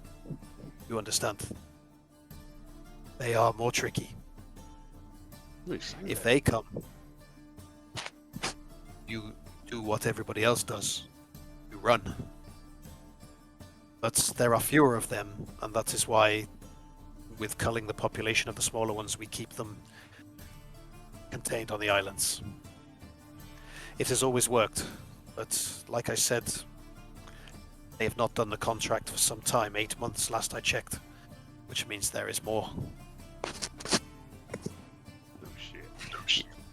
You understand now why I'm so keen for my nephew and the rest of our young people. They are all and he kind of turns and looks down to you, Cyrus. They are all our young people. None of us really want to see them go. It's just, and he kind of gestures around the room. Nobody really wants to speak out, apart from me. And that may have just cost me a relationship with my nephew. But at least he would be alive. So I have no regrets. Well, I would feel better if you went with him. But I appreciate that perhaps I am asking you to do something that is very dangerous. It is your decision. I think anywhere we go is I mean, pretty dangerous. we wouldn't have had to go if you didn't come rocking around into the pub. I understand your frustrations, but I cannot hold my nephew captive. And You weren't, but we were. All you had to do was wait until the morning, and it's all would have been sorted. I understand. I am No, sorry. You do. I Mike, understand. I am. You want your sword, don't you? I mean, Yeah, Are we- now we're are gonna we go going? fight Remoraz for it. it'd be all right, wouldn't it? Looking at Cyrus, thinking, I don't think this might be all right. Can I have that jug back? I'll sort of I'm pass just gonna Twiggy and just- go, oh, sorry, yeah, pass it down. Here's, I'm gonna take this and be like, guys, I'm sorry, but I still owe Self for some time. And whatever you guys decide, I'm along with it, but my head's hurting. take a Taking it smile. all my crack for the Jake, jaw. Yeah, I'm taking a jug.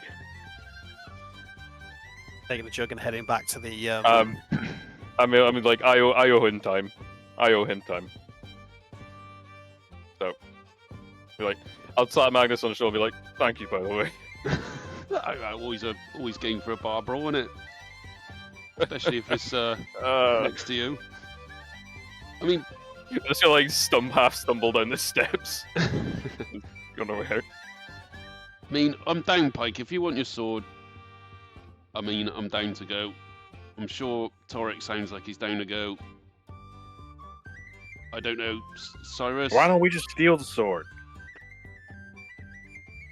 I mean, I ain't a nifty, stealthy little bugger, but if you want a sword, you I can just turn him invisible. No one would know. We're never coming back to this hellhole ever again, are we? I don't know. Hadivar just sips his cup and says, "I am not hearing this." Just drinks. Well, I mean, I said, by no all offense, rights, Hashmar, but we have very important, time-stricken business southward. So it depends how long it takes us to travel to this nest, in all- clear them out, and in all come back. fairness, though, guys, I feel like we upheld our end of the bargain. I feel like Hadivar's just- I feel like the favour's been done.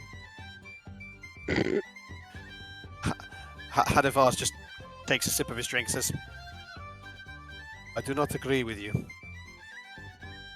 Did you or did you not ask us to buy you more time so you could speak to him again? By time, days, weeks, months, maybe, not hours. Oh, that was your fault. I have said, I am sorry. I am sorry for how it went. But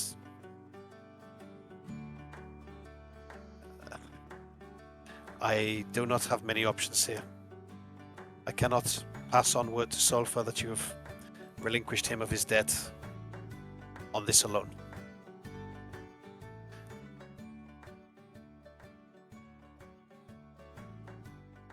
I'll do whatever the group decides. What is this music, by the way? I don't know, it's just tavern music, it's part of that Oh, I general. think- I'm like, this is really not in keeping. I mean, Cyrus wants to go south. You want your sword. So, between you two, I reckon one of you better make a decision, because the rest of us are happy to go wherever. We'll follow you up north to the Ramaraz, or we'll go south. I'll go where the group decides, but Well, Pike said the same thing, and we all I said the think same we thing. all know. I think we all know we're on a time. I think we front all- south, but I'll go where the group goes. I'm not gonna go alone. We've got a time. I know I'm not here, but we do have something that's time sensitive. But we also do have this that's going on, and that we gotta save the innocent and all that jazz. Hadavar interjects one more time and he says, I will do my best to get you some more money, if that helps to persuade you. But that is the best I can do at this stage. You must understand, it is my nephew's life. I will... Yeah, at this point, you're practically responsible for him going. He's not He happy. doesn't respond. Doesn't respond. I'm sorry, I can't with this music. Jovial. It's so jovial compared to what's It is going on. jovial. It is. So it's one little- continuous playlist. One continuous jaunty playlist. So It feels like it's I'm playing like Little Big Planet. Try background them. tavern music. Okay. I'll try the. Hang on, I'll have a little look. It is quite jovial, isn't it? Actually, there's the Explore one. Let's have a look at that. That's quite It is. chill. I It think. is very jovial. Let's try that. There we go. I mean, we're all saying we all want to do what the group wants to do, but the group ain't making a decision. So, why don't, if you can't steal it, Cyrus, then I guess we either have to make a decision for all of us to go up north and fight for your sword, or we all ditch the sword and head south.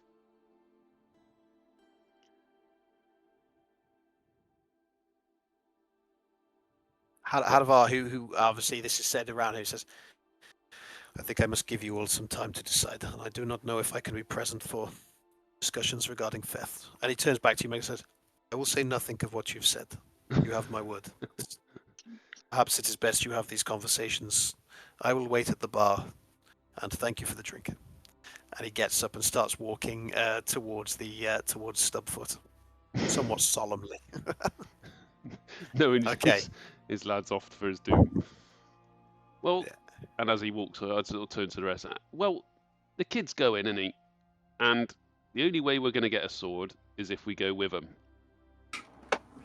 If we don't want the sword, or we either go with him or you try and nick it. If we don't want the sword, I guess we get up in the morning and we chip off, and we go down. Here's the thing about going north. This other group, after today, definitely does not like us, and they're not going to listen to us. So even if we go with this group up there and fight the Remoraz together, if they don't listen to what we say, they're just going to die. Correct. Then we still win. So regardless just if get we more- follow then we these just get the people up contract. there, there's no way that we can ensure their safety if they're not going to listen to us. And if we travel up there with them, who knows? What if they get more competitive? They want to be the ones that kill the Remoraz and not us after today's debacle. I think the only way we go north is if the Iron Suns are actually going to be cooperative and work with us and listen to us during this fight. Because if not, they don't know what the fuck they're doing. They fought wolves their whole lives. They're not going to be able to fight these things. Yeah. Well, we're all pretty scuppered if we don't listen to each other. But we got that decision to make, haven't we? And I think that's pretty much it, is we are heading north, or we're not. Unless you try and steal the sword. Is that even an option? Or someone tries to steal the sword. I mean, theft is always an option, but it's whether you guys want to do the right thing or not. I mean, Personally, I I've think we always should. done the right thing. Oh, go on. Tiberius. No, I was just saying personally, I think we should. But if the group just wants to, I want to try and leave a town that we can actually return to. It's pretty much every town we've been in, we've stole, killed, and that's like massacred. No, I'm not gonna steal. I'm not gonna steal the sword. If we want money, then we'll go do the Remoraz. If we don't want money, then we just go south. Fuck the sword at this point. I mean, there's money with the Remoraz. There's also the sword that comes with it. No, I don't care about the sword at this point. We either go kill the Remoraz for the money, or we just go south. Well, do we need money then? I say we go kill it. So you want to kill it? Also, he's not. I here, want is to he? go kill it. Yeah. Cyrus, killing it or not killing it? South or north? And I'm fine. Like I said, I'm fine with either way. If you guys want to go north, we can. But if it comes down to it, I'm protecting the group, and if that means those Iron Suns get killed because they're being dumb, then that's not on us. We're not fucking about the Iron Swords. If they die, we get more money. So Cyrus is south, by the sounds of it. Is that right? Push comes to shove, Cyrus. Where are you going? North or south? Push comes to shove, I'm going wherever the group goes. What are you guys Ah, going for to do? fuck's You guys sake. are going to outvote me regardless. Right. I don't think, unless anybody really wants money, which I think we got in Dumont, haven't we? Not me, but you lot.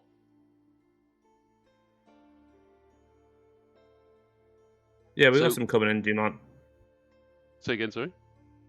We've got some money coming in Dumont. We don't know how much, but we got some money. 5,000 in gold. Shit. How long is the 5,000. travel north? How long did the chieftain say it was to get to the nest?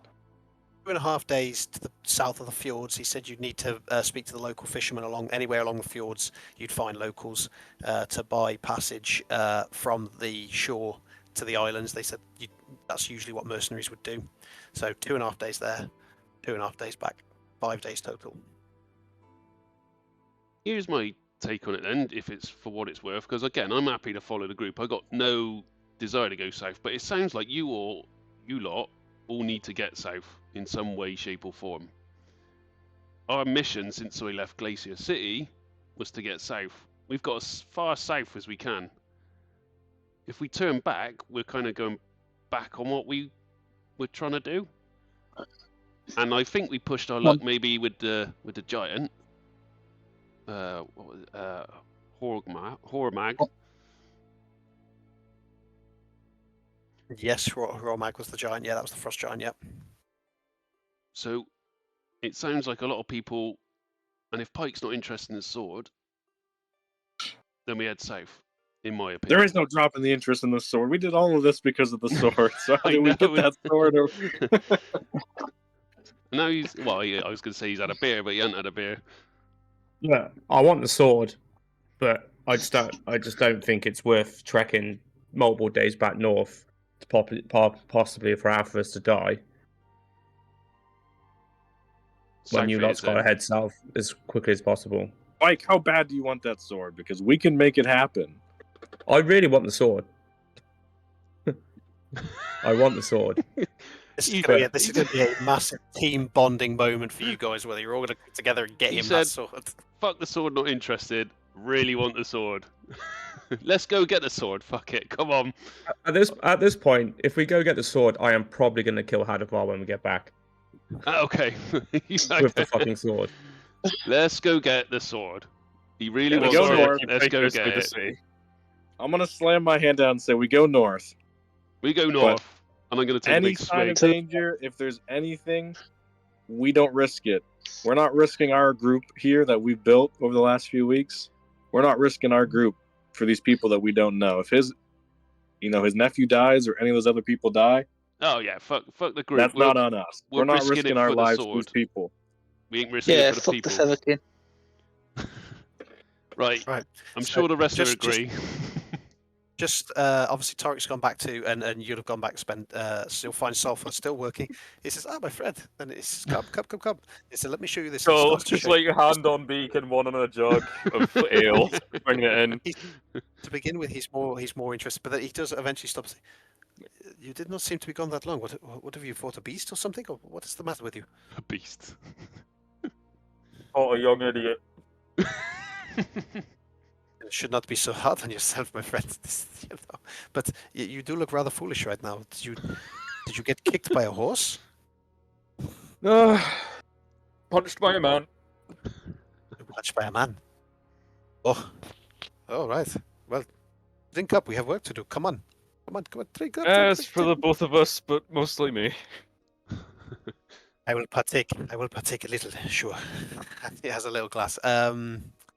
So you'll continue working with him for a bit. Also, you've made the trek. You've followed the. No, they turned off the other way. You went back towards the gates.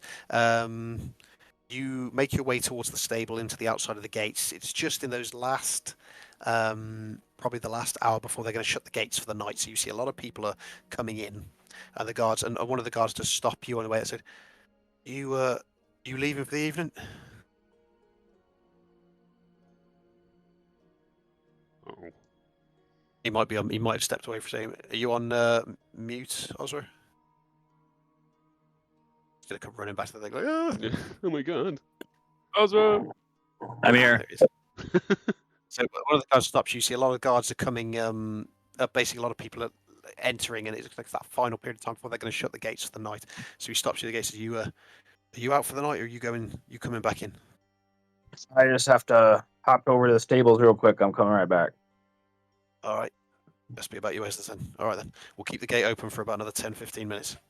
Thank And you. he kind of pulls to the one. Okay, so you're going outside, you walk along, and you find the last of the stable hands are just doing that general maintenance of the, refilling things, and the dwarf kind of says, he kind of sees you coming. He says, "Well, it's still here if that's what you were wondering. It's not really moved too much, and it's not giving us any trouble. And I'm surprised. But yeah." What are you doing with it then? Or what do you want to do? You in for the night? Can I not store it here, or You can. I can't put it inside. I've got nowhere big enough for it. But you can keep it out there, and I'll keep an eye on it for you for the night. You've paid him, haven't you? You've paid him in advance, did you? yeah, I paid him when we first arrived.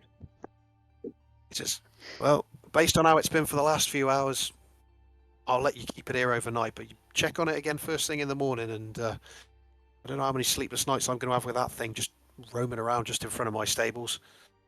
But I'll take the risk for one night based on what you've paid me." All right. All right. Have a good night to you then. And with that, he kind of like wanders off towards the. Okay, so in the time that you've done that, you can come back. You'll join Osro this conversation around about this time. Gives you opportunity to obviously have your say. Okay. All right. So just I'll jump you back in there at this point in time that they're deciding on what they're doing, which looks like it's going for the sword. So, it sounds like we're all up for going north, Osro. Are you okay with that? Just double checking. You better be, because it's taken fucking ages to get this far. Game. Right. North it is then. That all right with All right. everyone? When are we leaving? That's a good point. I think it's in the morning, isn't it? They all Is that what he said, guys? He said they were going up in the morning? Yeah, they said they were leaving first thing in the morning.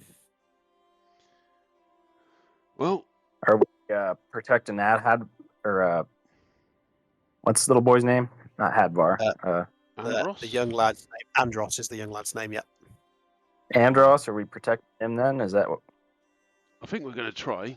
Because I think it depends on whether he's alive to get the sword or not. Right. Is that right, Pike? Did he say that? Or did I mishear him? Zolfer. Or Hadavar? I'm not 100% sure, to be honest, because originally it was just to get a little bit longer with him and chat with him, and now we're here. So I'm assuming Hadvar wants him to come back alive. I'm gonna look over at Pike and say we should have taken him out the walls.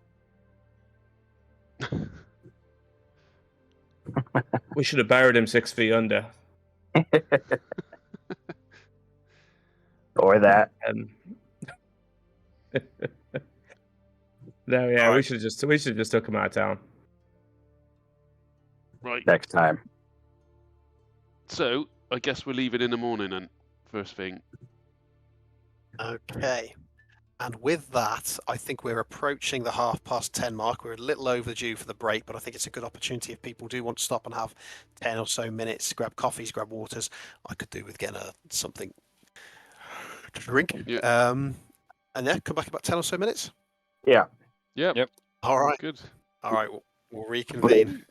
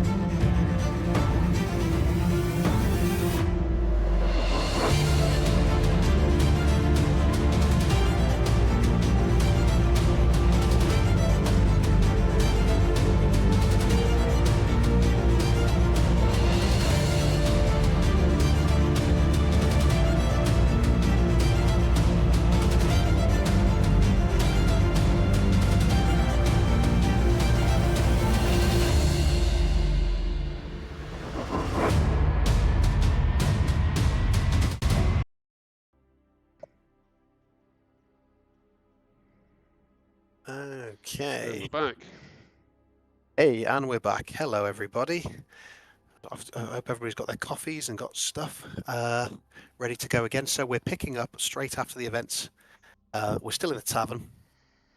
Ozra has returned, and we're discussing what we're doing. And I think the general consensus is that in the morning you're going to collect your things, pay Sol. Well, you've paid Sol for your work, but collect what Solfa has for you, and then make for the hot nests, unless of course you want to speak to the Ironsons beforehand. What does people want to do?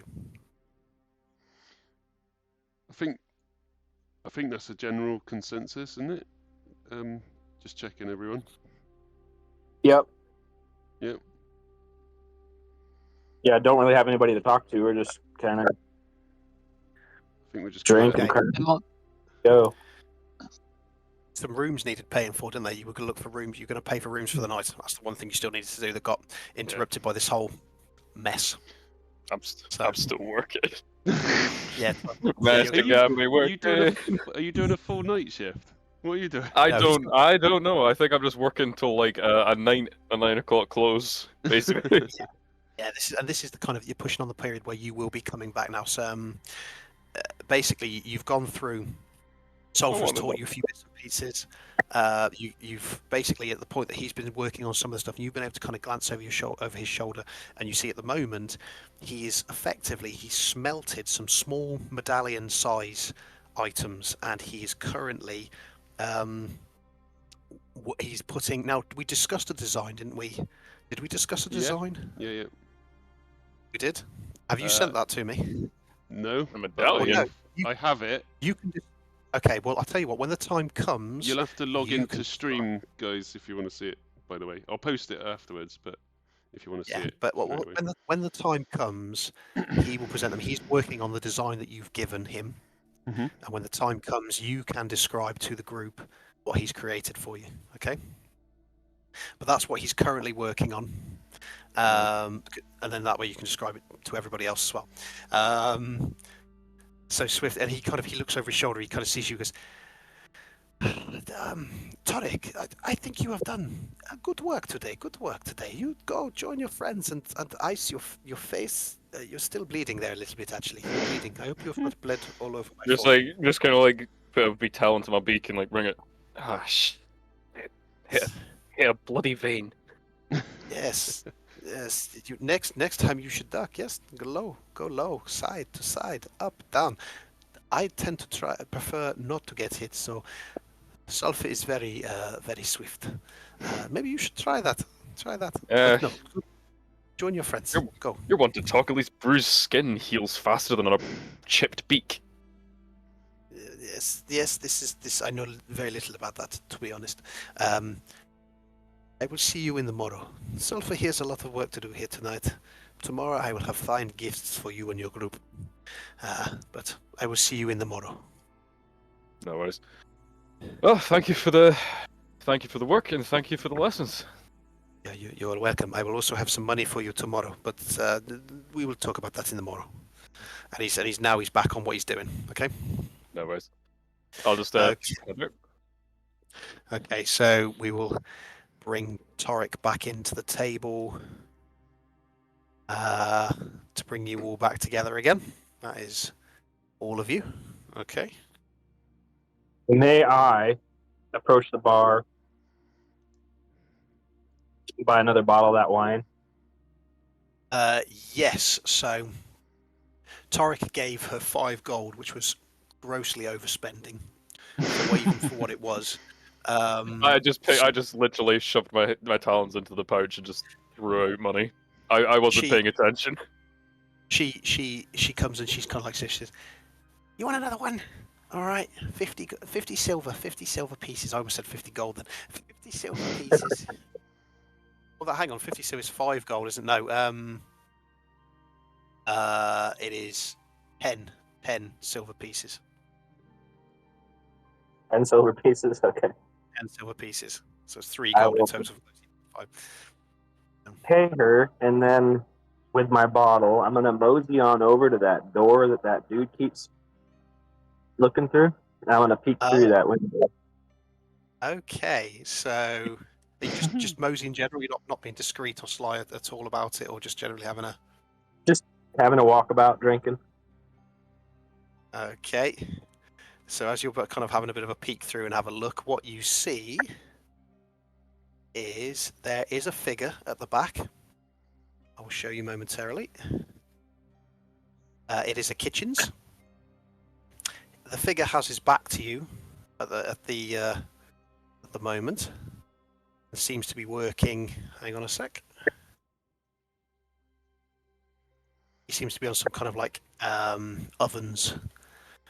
With like a scraggly white shirt on, quite a short type bloke, quite thin featured, and he's kind of scurrying between a couple of different stations working, and turns and starts chopping something, and you notice very gaunt in his features, quite skinny and quite short. Okay, I notice what he's chopping. Can I identify that, or it looks to be vegetables of some kind. Okay. And he's moving along the different stations, and he just seems to be just chopping on things. Are you making any attempt not to be seen at all, or? no? Not really. Okay, so eventually he kind of his nose comes up and he looks and he kind of like just sees you and he's looking at you, but he doesn't seem to be wanting to come anywhere near you. He's just watching you from the doorway, and it's Stubfoot that actually comes over and says, "Hey, can I help you with something?"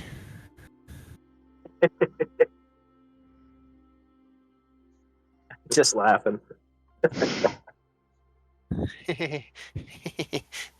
Let's sit yourself down. Go on, away with you. Go on, nothing in there for you. Yeah, go on, Okay. away with you. Okay. just away from the door. Back towards the table. I guess these people are fucking weird. What the hell just kind of race is he? She watches you just kind of... Dude in the kitchen's very strange.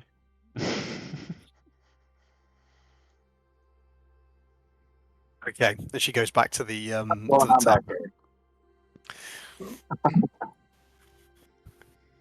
So, okay, zooming in on the table. I mean, we got cat pies across the street. We got something going on here too. Imagine having So- your pies advertised as the perfect pies and having a poster up next to it saying missing cats. Perfect pies. So, Seems a little too on the nose. Forgot about that from the other session. yes, perfect pies. Perfect pies. Are there windows in that kitchen? Say again? Are there windows in the kitchen from the outside? Is there windows in the kitchen from the outside? No. There's nothing in that particular part that has a window. No windows. Yeah. You got a fire going in that fireplace? There is a big fire. Yeah, there's like a big oven at the back. Can't go that way. So it's got several stew pots on it that are currently bubbling away. Okay.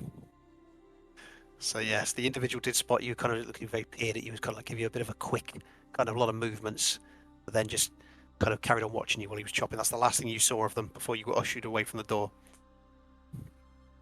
What is he? Is he human? Is he goblin-y? Well, describe through what the description that Osro would give.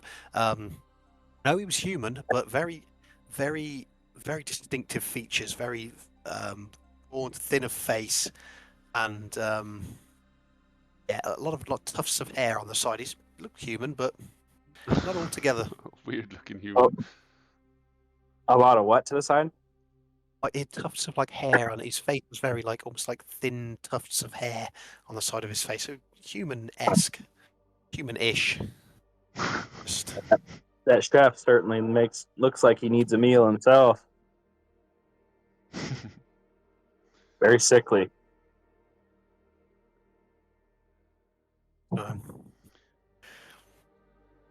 So okay. I guess I'm gonna head up as well to Stub. Is it Stubfoot? Stubfoot. Yep. Yeah, and I'll sort of I'll just go up to her and say, yeah, Sorry, just looking. I think we got one room. I'm just looking for maybe a couple of other rooms so we can just for the one night, if that's all right. You want a room all for the rest of you together, or do you want separate rooms, or? No, whatever's cheapest, really. We ain't got a lot of money between us, but if we can get one room, if that's cheaper to get us all in one room, that might be better. Do you a room for the rest of you for 8 gold? Yeah, I'll see the rest of you. You'll probably even have a couple of spare beds to put your stuff on. Yeah, I've got a room. 8 gold, did you say? 8 gold, yeah, 8 gold. Oh my god! And I'll start counting out, and I'll put maybe 5 on the table. I go, oh, well, sorry about the scrapping, but I got 5 if that's all right. For 6, I suppose, but you're going to have to go and talk to your friends. 6 gold? So that's 6. I'll do it for 6. Oh shit! That's only because you didn't break any tables. You'd have been paying for it if you had done. I'll pass you 6 then. Righto. I'll chuck Take 6 this. down. Yeah. I'll find you the key, and she kind of slips on the one side, and she's clinging onto the tavern. You'd think she'd have got herself some stools to step up on, but she doesn't. She just kind of hangs off the side of the bar. She kind of passes one of these big wrought iron keys, slaps it on the top of the tavern.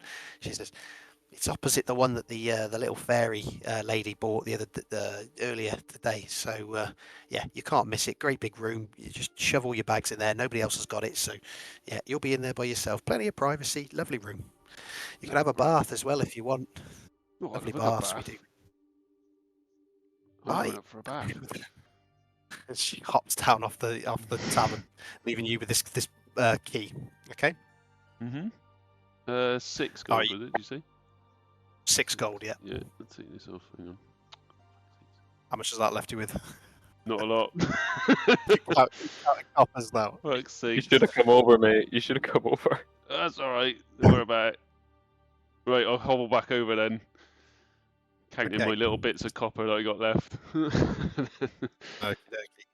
Right then, guys. I got us a room, all of us. I think 2 in the other room, innit? But we got 1 for us all. So I guess we'll meet back up in the morning. And then I guess we're heading out, unless we doing anything else tonight, or we just drinking?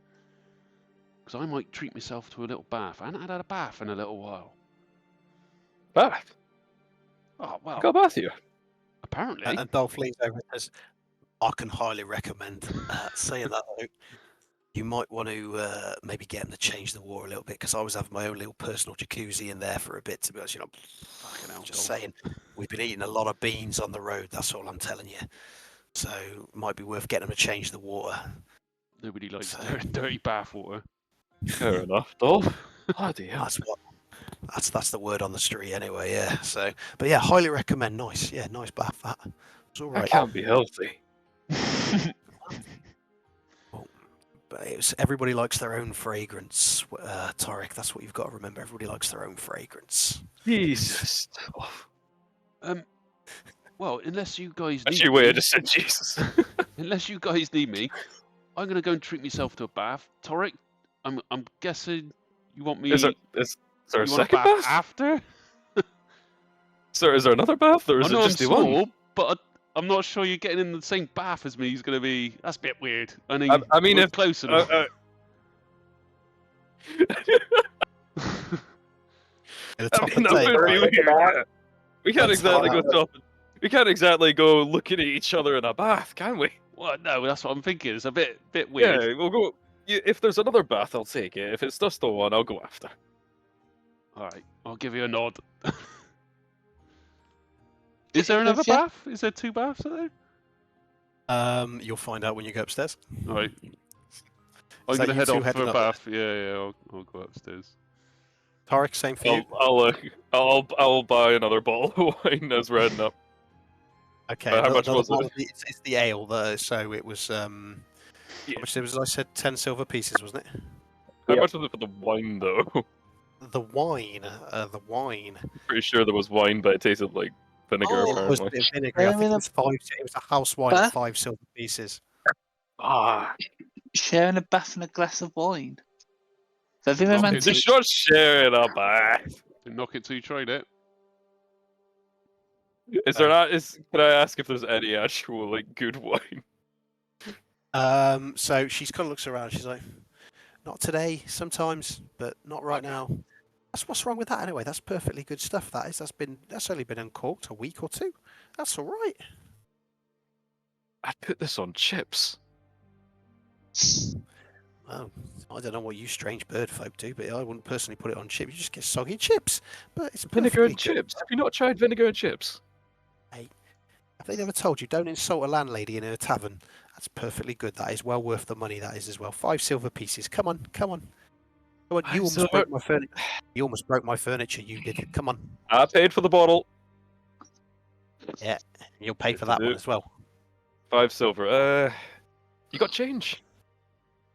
No. No change. Oh. Magnus, you want a bottle? yeah, fuck it, why not? Right, 1 gold piece, 2 bottles. Lovely. There you go. She leaves down, puts the We the got 2 on change, the I've only bottle. got 3 silver. Give a drink. You guys need some work. You guys need some pay and work. That's what you guys need. We need a bank Hey, I've got like 200 gold. in gems. No, in actual gold. I'm sorry, what? Why didn't you buy the rooms then, you fucking cheapskate? I'm sorry, you are sitting on 200 gold. I still have Hold on, let me check. Let me actually check. Thanks. I got copper left. That's literally what I got. I am sitting on. I would gladly pay. I've got like some gold left. I will gladly help people with, and I've got like 3 silver. I will gladly help people around, and you're sitting on 200 gold. I've got 189 gold.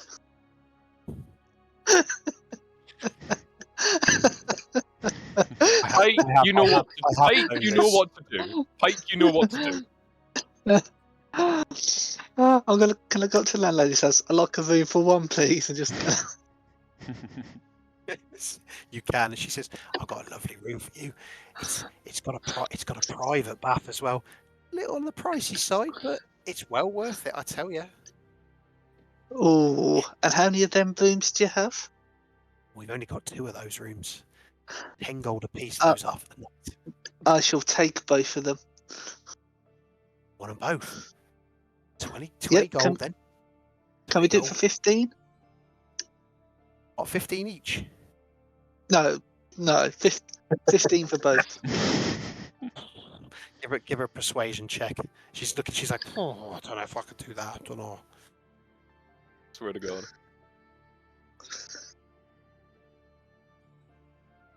Persuasion, Persuasion check.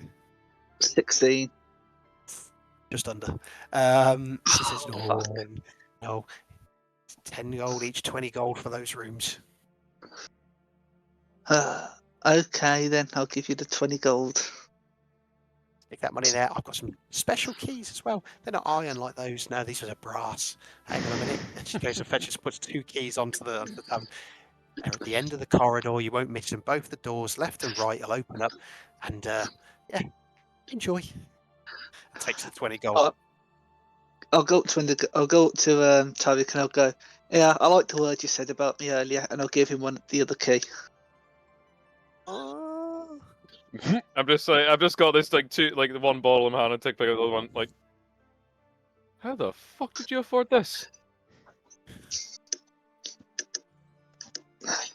Just don't ask questions, just accept it. No. How much was this? No, just shh. Am I just gonna get like a accept it. skilled claw, like go to my beak? Just like shh. Why do you think you guys don't have no money? How many? Wait, there's a special suite. Yep, it has its own bath and everything. But how many beds? Just the one. Just the one for a special suite. Magnus! I'm gonna like shout across. Like, do you want a special suite? What? Like a suite or a room? Like a VIP room. Ah, fuck yeah. I don't know how many. Apparently, there's just 1 bed, but I'm sure we could find a sofa if it's a special VIP one. Has it got a bath? Probably though? comfier than the regular. Apparently, there's a bath. Right, let's go. Okay. And the rest of you start to notice the evening's going on a little bit now. That more people are kind of leaving. There's a few hanging around. Hadavar is obviously still propping the bar and is glancing back at you every so often. But the majority of the patrons are have started to filter out. What is everybody else doing? I'm assuming Arwen and Luminara will head back up towards their rooms as the evening is kind of drawing to a close. Yeah, I'm gonna ask Cyrus. Cyrus, do you have the ability to cast that invisibility spell again? You want me to cast it again? I gotta know what's going on in that kitchen. I can only use it once per. I gotta rest a while before I can use it again. It takes a lot of my energy. So don't worry about it. I mean, if we come back in town though, after our little trip north, or in the morning, I can do it. Yeah, we'll figure it out. We'll do it in the morning when there's less people in the tavern. Yeah, rubbing me the wrong way back there. All right, cheers to that. Okay, are you guys heading upstairs as well? Yep, I'll go up to bed. Yeah, I will too.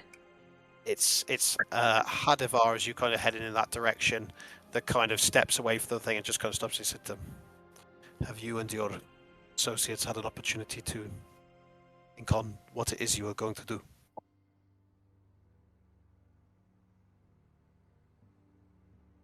Yeah. I'm gonna keep your boy safe. Your nephew. I'm gonna try. Thank you. I will keep my word, and I will go and speak to the chieftain in the morning, and I will get you some more money for your efforts. It is apparent there's no talking any sense into them. Perhaps a bit of a close run-in with some Remoras under your stewardship will shock some sense into them. I care for my nephew, but these are all of our young folk.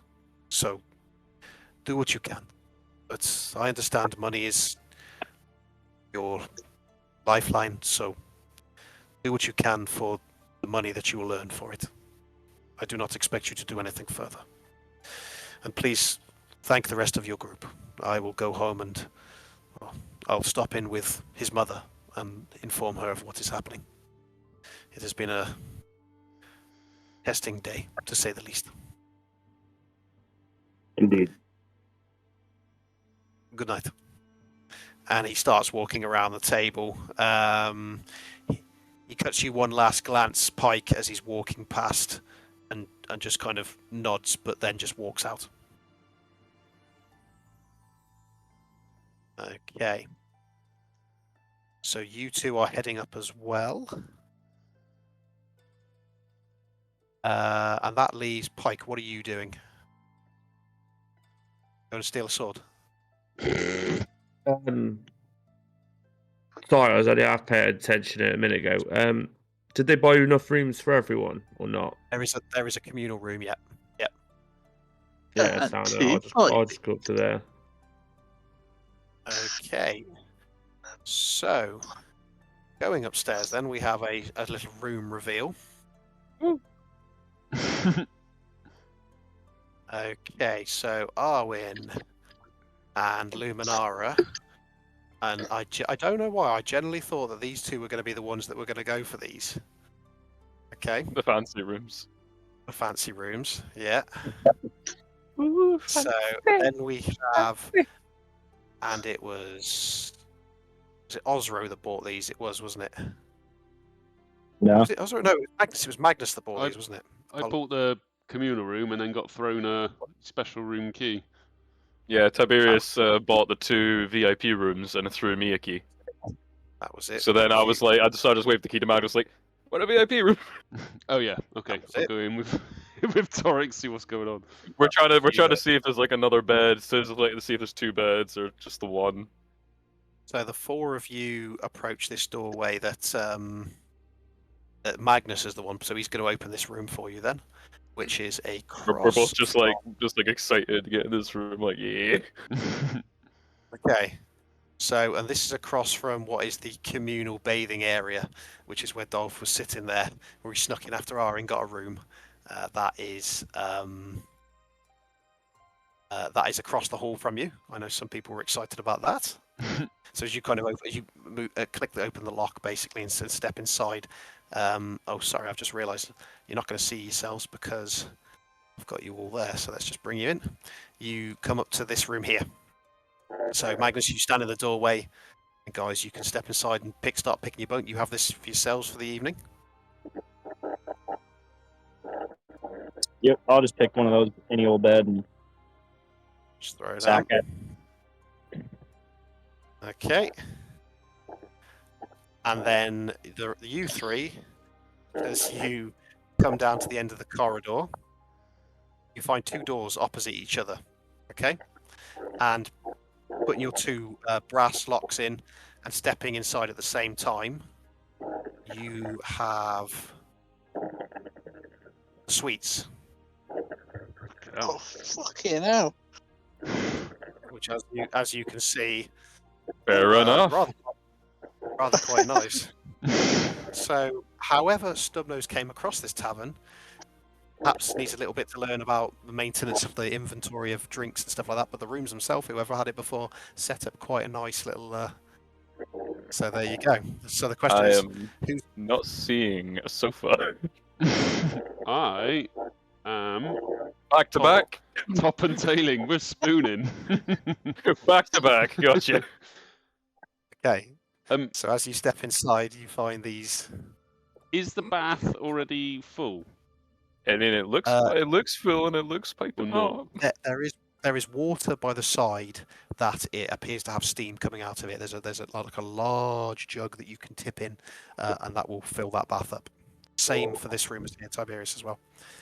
So, and for anybody who popped their head in to the communal one across the way, that looks like that water has been changed as well.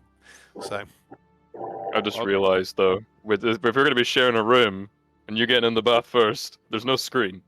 Oh no! There's got to be a screen or something right here. I'll just like start looking at her. Torek, Like, shit, where's I'm getting weird. I'm gonna fill up the bath and, and Magnus, start jumping in straight away. I think it's going to end up with a bit more than you two spooning okay. I'm just move around and be like sit on this side, be like, hey, just, like sit on the bed, like start taking my backpack off, be like bring out the salve. I'll like start like putting that on my wings as I'm like just waiting. Did you say sick? The salve. I'm gonna tend to these wings. Oh yeah, are you still knackered from your? My wings are still a bit buggered. Yeah. A bit. I think because I flew last time, but luckily nothing happened. But Come on, Magnus, I don't want to chance it. Lotion on my back. Magnus, you had your hot, steamy bath. I can't. My hands are all wet and clammy. You have to do it yourself. Yummy! What the? Yummy! What? I'll finish up my bath and just put a little dippy little towel around me so my thigh is slightly showing and a loincloth. And dry myself and get dressed again and not dressed but into the bed. At that point, Torek's already got a dress. He's got his wings round him. Basically, I'm just gonna walk around. Like, out. Okay. Apologies if I snore. snore. Have you ever seen like a bird go into like a bird bath? Like just completely go crazy with its wings, just splashing everywhere. That. Yeah, just water splashing all over the place in the bird bath. Water splashing everywhere. Fucking hell. So as you guys settle in the main communal room, and Dolph immediately starts snoring, which is just like, oh no, heavy, deep snoring. Tiberius, you obviously you place your items where you want them, and obviously that bath is there if you're going to do the same. The rooms, all of the rooms are reasonably nice. The ones obviously at the end, the suites are particularly nice. You have fires there, and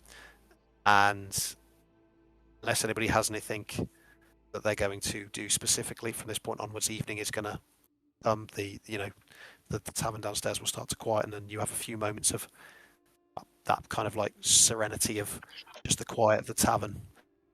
You can obviously discuss or go and speak to each other before we move to the sleep period. I just go to the other private room and just see those two spooning each other in the bed. Magnus struggling, You're just gonna struggling see and snoring. Torik's wings just like as he's sleeping, just Torik's wings just flap and then just flop over to Magnus. Magnus bearing nothing but his loincloth. Snuggle into it. Just you just hear like this like owl like just like owl snoring. Can I check them other two rooms? Make sure to see if there's anybody in them. As you're coming down the corridor, I'll do it on that one. As you're moving yourself down the corridor and stopping off in the doorway, this one across the way here, and this one here. You're looking at these two. Yeah. There's actually three. There's one either side of Luminara and Yeah. Arwen's room. You stop off at each of the doorway. You listen into the first one. Seems quiet, but the door is locked, just because it's been nobody's been opened it for anybody. As you move across to the larger one, to the side of the communal room, you do hear what sounds like heavy breathing in there. Sounds like somebody is sleeping. And the same on the one on the other side of Arwen and Luminara's room as well. So at least two of them appear to have occupants. Okay. Okay. Yeah, I'll go back to my bed. Okay. All right. Tiberius being a peeping Tom. I'm not being a peeping Tom. What the Oh, fuck you peeping looking at? I was Tiberius. sleeping. Excuse me, mister. I paid for this room.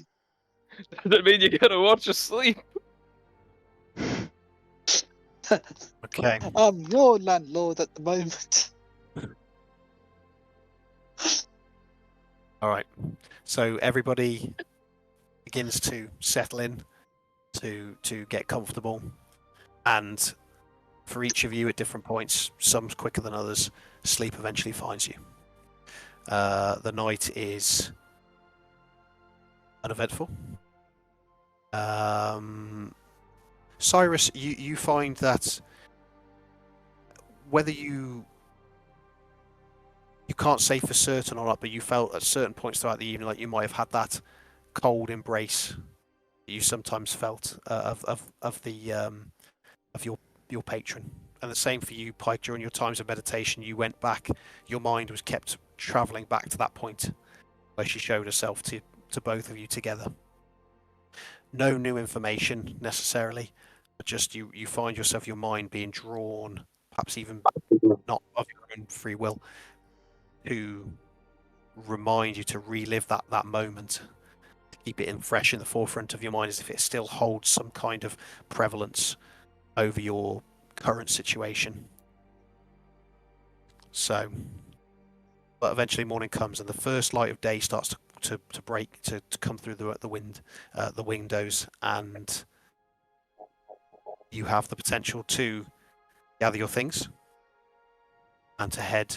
And are you intending to break your fast downstairs, or are you going straight out to see Sulphur? Are you going to get on the road pretty quickly? What's the general consensus? As I wake up, I'm just gonna immediately pour that glass, that jug of wine that I got. Immediately just drink it. Those who drank the vinegary wine probably have slightly sore heads today, as if you drinking bad wine and then going to sleep is, or wine that's just a little bit, not the greatest. Probably is going to give not to the point of a hangover, but you just know that you drank something that probably wasn't the best. Okay. Let me enjoy luxury. Okay. So the room itself, pretty much everybody had would have a well rested bonus, but yeah. Okay. Sorry, that class as a long rest. Yes. Yeah. No instance in the evening. Everybody was able to sleep and rest. You're able to wake in the morning, well rested. Alright, sweet. Okay. Yep. All right. Yeah. Luminara and Arwen are kind of already up when the morning is the early morning. The daylight is breaking. What's everybody doing? So I need to go and see Sulphur. And then I guess we're all gonna hit the road. I don't want to speak for everyone, but unless I need to do Sulphur and that's it. Yeah, I'll meet you guys at the. You're going as well? Yeah, I'll probably just go straight to the stable. Okay. I don't know if anybody else needs to see Sulphur before we leave. Yes, 'cause I've got to get my dagger. Assuming you guys are all meeting in the corridor then and having this conversation. Oh, morning, morning, Tiberius. You have a good night's sleep as I did? Oh, best night's sleep ever. Great, mate. couldn't complain. Bloody cozy under that wing, I tell you. Yeah, I woke up to that. You think you'd be used to feather blankets, but no, you want the real deal. Once you have real feather, you don't go back, do you? We don't have. I don't sleep with a blanket. What do you mean?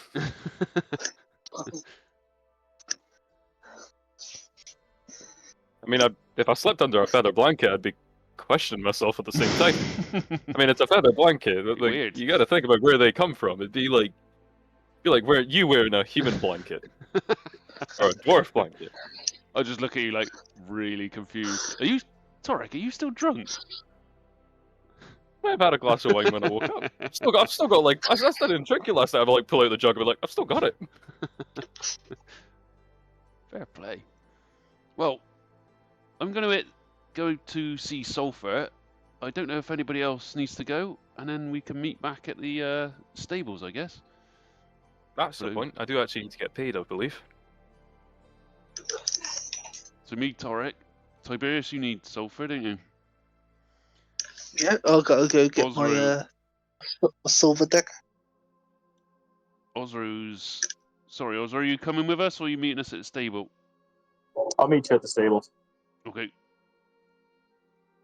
We're at the back of the rest of you. Did you put him on trying to find you a chain, Osro, or was that still discussed as a possible? Did you actually pay for a chain? I didn't. Didn't. Okay. Cool. Okay. So, in terms of who's going where, so Osro's heading towards the stables. Luminara and Arwen will accompany you to Sulphur's. You three over here, Tiberius, Torek. Elf will accompany you as well. Cyrus, you going towards Sulphur's? Yeah, I'll go with them. Okay, and Pike, what are you up to? I'll just go to the stables. You're going to head towards the stables. Okie doke. Is no one having breakfast then? Nah, we'll hit the road. I was going to eat at the stables. Ration. Okay. Fair enough. I have got like 50 there. I was going to say you got a shit ton on you. Okay, we will go on to, in fact, we've got a map for it. Let's have I was about to switch over to non-VTT, but we do have, just remind myself what was, yeah, no, we're good. So as you step outside and you come down into, well, you first go down into the tavern, you find that Snubnose is kind of like moving and clattering around with pots and pans and various bits of pieces. See? Lovely rooms, aren't they? Real nice, good quality. You be sure to tell everybody, yeah? Are you staying again with us tonight, or? Not If tonight. we get paid, well. Oh, well. Well, I mean, if we get paid, well, when we come back, at least. Yeah, not tonight, but when we get back, we might. well, I look forward to seeing you again in the near future then. Yeah, I'll have some, I might have a nice little bit of braised beef or something to cook, and we might have some new ales for you by then. We'll see. Who knows what we might get through the door. Who knows what we might find. And she kind of looks at us and says, Remy, how's that breakfast coming along? And there's some kind of clattering out the back. She says, oh, Useless. Well, have a good day anyway, and I'll see you when you're next here, will I? And then she quickly goes and disappears into the kitchen. You step outside the front of the tavern, and that first cold blast of the air, it just reminds you that while you are still heading south, or you're heading south at pace, you've still not quite got out the clutches of the Nostramarian cold yet. That first brisk morning cold hits you. The roads are quiet. Doesn't seem to be too many people around, but as you start to walk down towards the forge on the side, you hear that clatter of metal, indicating that sulfur is opened. So you come in through you click open the door and you step inside, and sure enough, you see him just hanging off the rafters. And he's just been collecting some items, and he says, "Ah, my friends, you have returned. Quick, come inside. I have something to show you. Many, many things. Come. Gather around. He said, Sulfur, he's a little bit tired today, but he has worked through the night and he has achieved everything that he aimed to achieve. With a little help from you, Torek, well, a lot of help from you, let's be honest. So first and foremost, this is for you." And he reaches down behind his counter, and there's a small pouch. He passes, he says, "I always pay for good work, and this was good work you did." So he places 20 silver pieces in a small pouch into your hands. Okay? I am learning. Now, he says, "I will deal..." Was it wait, 20 silver, did you say? 20 silver, so two gold pieces, 20 silver pieces in a small pouch he hands There we to go. you. With 20 silver in. So, who wishes to go first? Go on, Tarek. That's what it was out. No. I worked for this reason. Well, not only that, to also get skills, but, you know, I worked for this reason. Everyone, if you want to get your stuff first. And then I'll hold my breath for mine. Yeah, sorry, Sulfur. I obviously let you have me axe for silvering, and yeah, how did you get on? Was it all right? It's a beautiful. It was already a beautiful weapon, but wait till you see it now. And he picks and he brings this great big axe. He has to put it on his shoulder. This is an unwieldy weapon, my friend. I usually advise for you to go for something a little more swift to wield, but it's a thing of beauty. And as he hands it down, you see the blade, the actual axe heads. I've just got just a silvering shimmer along them, basically. And he just says, "Look, this is beautiful craftsmanship. This will slop the heads off a wraith, I have no doubt." He says, "Go on, give it a swing. There you go." Oh, I sort of look it over, up and down. Oh, it's bloody lovely. I mean, I didn't think it'd get much prettier, and I'll just do a sort of a wild swing around in enough space that I'm not going to take anyone out. Alpha ducks and hops back a little bit and says, "You can do that kind of stuff outside of the shop. Go on, go with you. But I am glad that you are happy. And you've paid for yours, haven't you? Yeah, it was already paid, last time. But before I go, Sulfur, did you manage the little token? Yes. Intricate work, and I have got them. They are here as well. Let me wear. I didn't give them to you in that pouch. No. They are here somewhere. And he reaches down and he collects a small chunk of these medallions, these small coin-sized medallions. He says, 8 identical. It was 8, you said, wasn't it? 9. Sorry. 9. Yeah. 9 identical medallions to your specification, and he passes them across to you. He says, "I am very pleased with them. And if I pass those to you, you describe what they are." Well, I'll keep them sort of hidden for a minute, and I'll look down and I'll sort of eyes a glow a little bit and a big smile on Magnus's face, like, "Sulfur, you're bloody good at this, aren't you?" And I sort of tuck him in his little pouch and make sure no one sees, and then skips out with swinging the axe. Okie dokie, that covers that one there. Thank you for your patronage, and I look forward to seeing you again, Magnus. Look after yourself and swing that axe for me at some horrible beasts with large teeth. Who is next?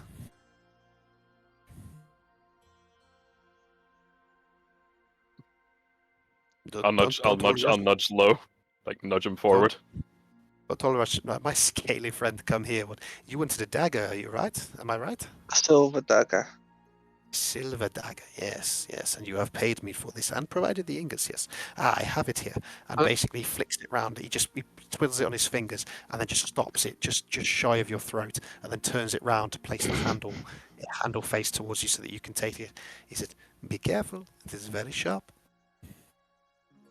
I'll pick it up, I'll inspect it, and then I'll say thanks and sort of holster it. So what you have, as you kind of give you a bit of an inspect, is you have it's a wrapped handle, leather handle. The blade itself is curved. Okay, it looks like the Eastern Azarian style to it. It's not a straight dagger. It has a bit of a curve to it, and it's effectively a mostly silver blade. So with a little bit of reinforcing metal in there as well, but it is almost purely a silver blade. So nice. Okay. And that'll kill an undead thing, will it? It's a silver weapon, yeah. So anything that requires a silvered weapon, that will suffice. Sweet. Okay. It will certainly damage it. It will do what it's supposed to do. Okay. Sweet. Thank you. No problem. Okay, so is that just leave the arrowheads and the hatchet for you? Was there anything else? Now here's the thing. I actually forgot to ask last I was here if I could buy some knuckle dusters for Osro. Some knuckle dusters? You wish to dust knuckles? Why on earth would anybody wish to dust knuckles? Just like bars of metals for your Who fists. move their fists enough that dust is allowed to settle on their knuckles? I have no understanding of this concept. Just imagine a group of rings along your hand and then a bar of metal on it. Anything like that, roughly?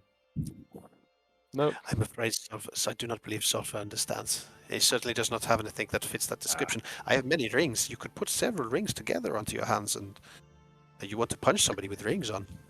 Not me personally, but my featherkin over there. I am afraid, my friend, I have nothing that fits that description. I am sorry. That's fair. What I do have for you is these arrows and this axe. And with that, turns around and brings this. It's a hatchet, basically, it's a standard hatchet. But the blade, the axe head, is silvered. It says, it is simple, it is effective, it will do the job that you require. And passes it across to you. And you kept the original design? It seemed fitting. Thank you. And then picks up the quiver and the arrows. Now, you didn't provide these are new arrows, aren't they? You didn't provide him arrows, you silver them. Yep, so this is a new quiver of arrows, and all of the heads, the barbs, are silver tipped.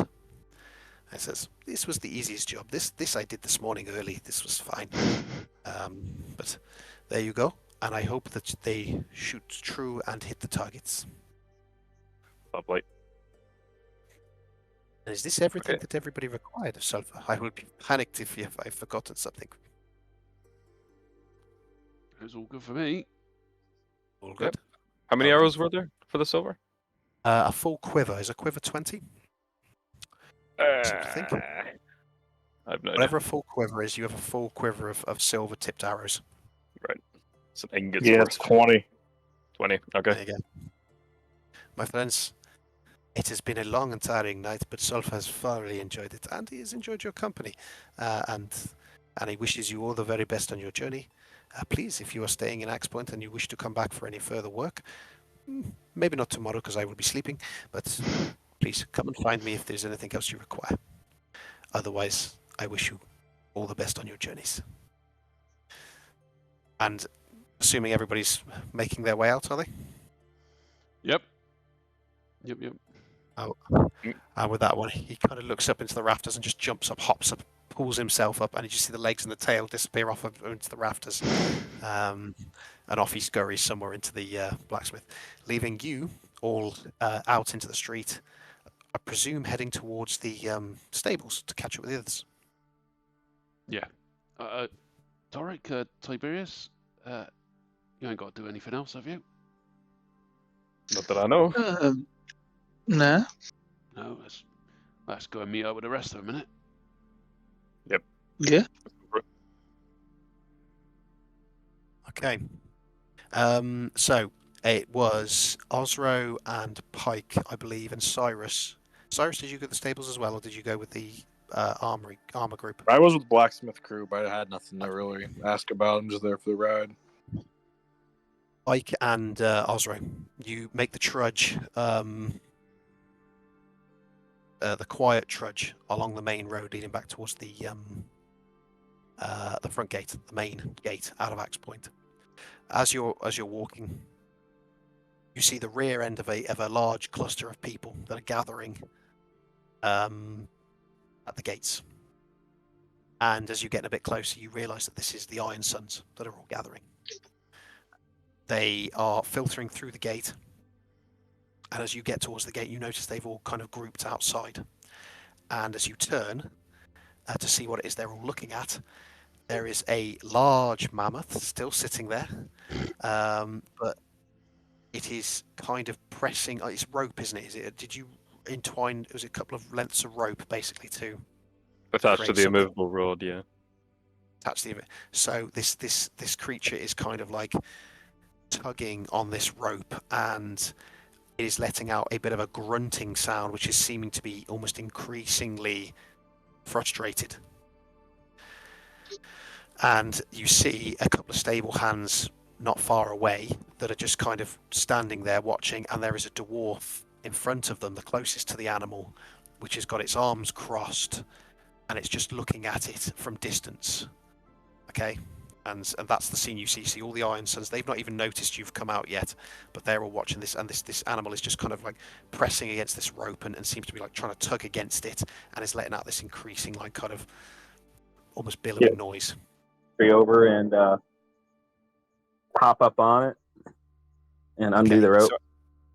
So as you're walking past, and the dwarf says, "Thank the gods! I was starting to wonder if this thing was about to do itself an injury, or do you?" He says, "I take it that means you're leaving for the day, then." He's fine. He's fine. Yeah, we're departing. Okay. Well, you heard him. And turns to the stable hands. Get their carts and things ready. I was starting to get a little bit nervous. I'd be glad to see the back of that thing, but good luck to you. And with that, turns and goes back. So give me an animal handling check as you're approaching that mammoth. 10. Okay, so its focus initially on the rope. Doesn't necessarily see you coming to begin with.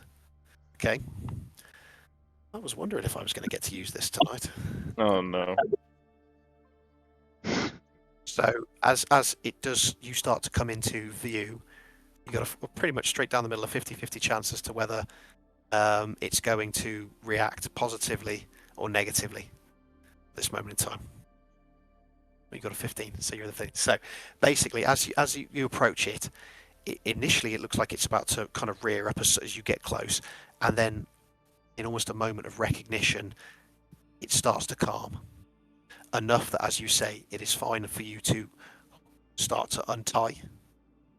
And you notice that it has trampled the grass in a circle, basically where it's been kind of that snowy, it's all been cleared as if it's been walking in that circle. You're able to untie it, and it seems to relax. Okay. Good. I'll collect the immovable rod too. And the immovable rod. Okay.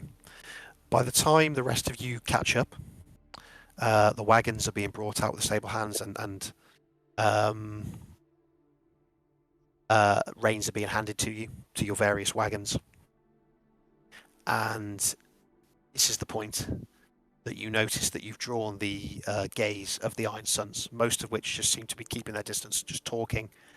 You see Andros. Andros is there as well. He's dressed in his ill-fitting armor, with his short sword and a shield. And the man whose name Rinavod.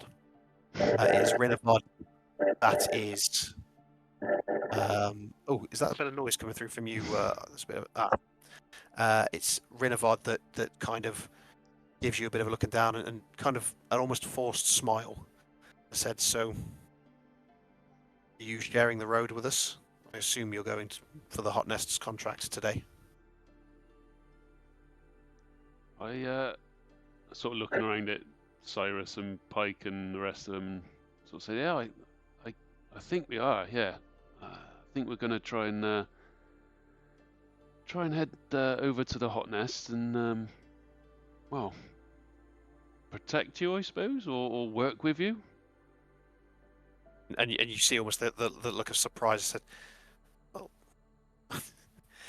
I don't know anything about you having to protect us, but we were told, we had a messenger from Hadavar explaining the situation that you would be accompanying us to the Hot Nests. He has sent word that he's looking to get some additional coin to cover both your costs and ours, to which I said, well, the more the merrier. Myself and my men will do our best to save a few Remoras to whet your beautiful axe with, but we will do our best. And he's saying this almost loud enough that you can tell he's trying to project this to his men. We will do our best to stay out of your way, and would ask that you kindly stay out of ours, and we will both seem to profit from this endeavour. Oh. And you see, go on, sorry. You see Andros is kind of, he almost looks like he's looking down towards the ground. Whatever the events of the previous night seem to be weighing on him somewhat. Were you going to say something, Cyrus? Sorry. Oh yeah, I was gonna go. Yeah, in the background as he's talking like that because he projected himself. You just hear. I'll humour him a little bit and just say, well, yeah, I mean, you know, you leave some for us if that's all right with you, and yeah. This It'll be guy's a got more glorious hot air up his arse than a summertime thermal.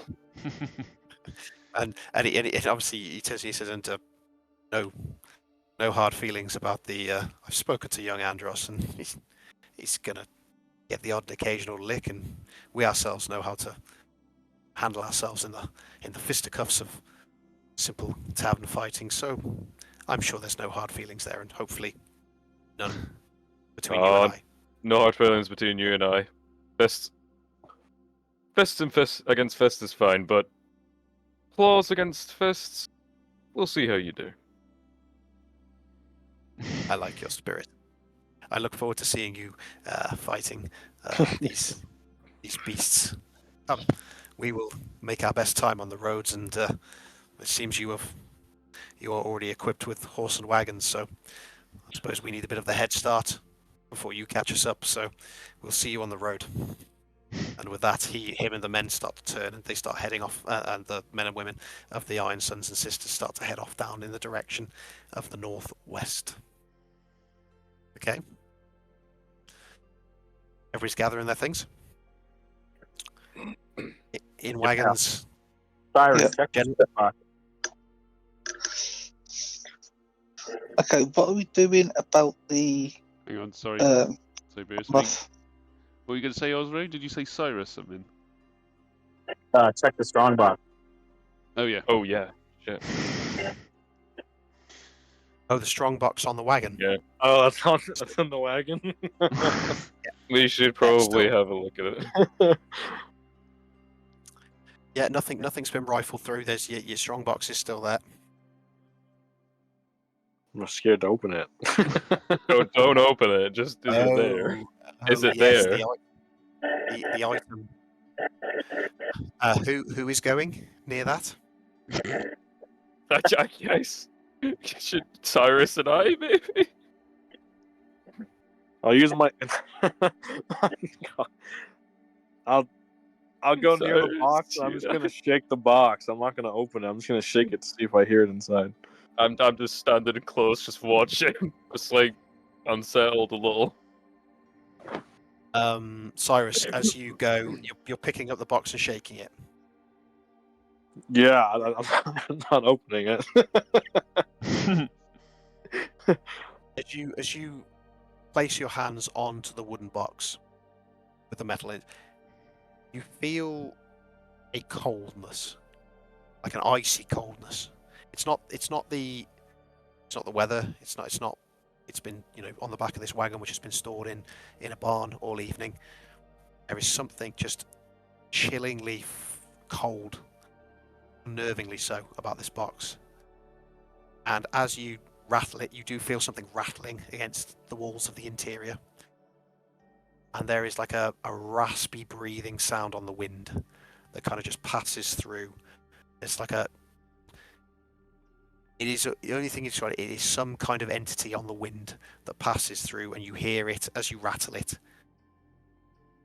And then it just dies off. But yeah, you feel something. It's in there, definitely in there. As I hear that, I'm just gonna whisper, "Oh, fuck off" to myself as I'm shaking it. Cyrus, is it in there? Yeah, it's definitely in there. Right, as long as it's in there, that's good enough to know. Might be out here too. What? Nothing. No, it's in there. It's in there. I'm gonna start to walk back to the group. What? Wait, Cyrus, I'll be like, wait, Cyrus, what do you mean by... Is he just walking off? Okay.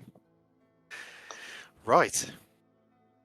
Is everybody ready to begin the journey to the hot nests in the northwest? Yep, I'm eating a ration too for the record. Yeah, Anybody who needs to break fast for the morning. Yeah. Who is going to lead the trip? I mean, it's relatively easy you're backtracking to a certain stage up the roads, and then at a certain point in time, you will be diverting off and to take a more northwesterly road until you hit the southern fjords.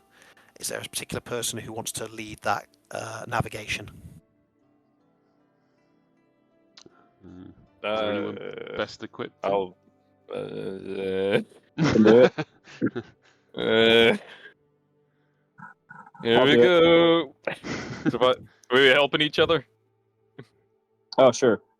Right. I'll assist you. You can take advantage. All right. So what am I so rolling? Give me 3 consecutive survival checks, all with advantage, to track the journey and you're going to be kind of moving alongside to a certain extent. So 3 with advantage. So that's 15 So for the first one. First 15.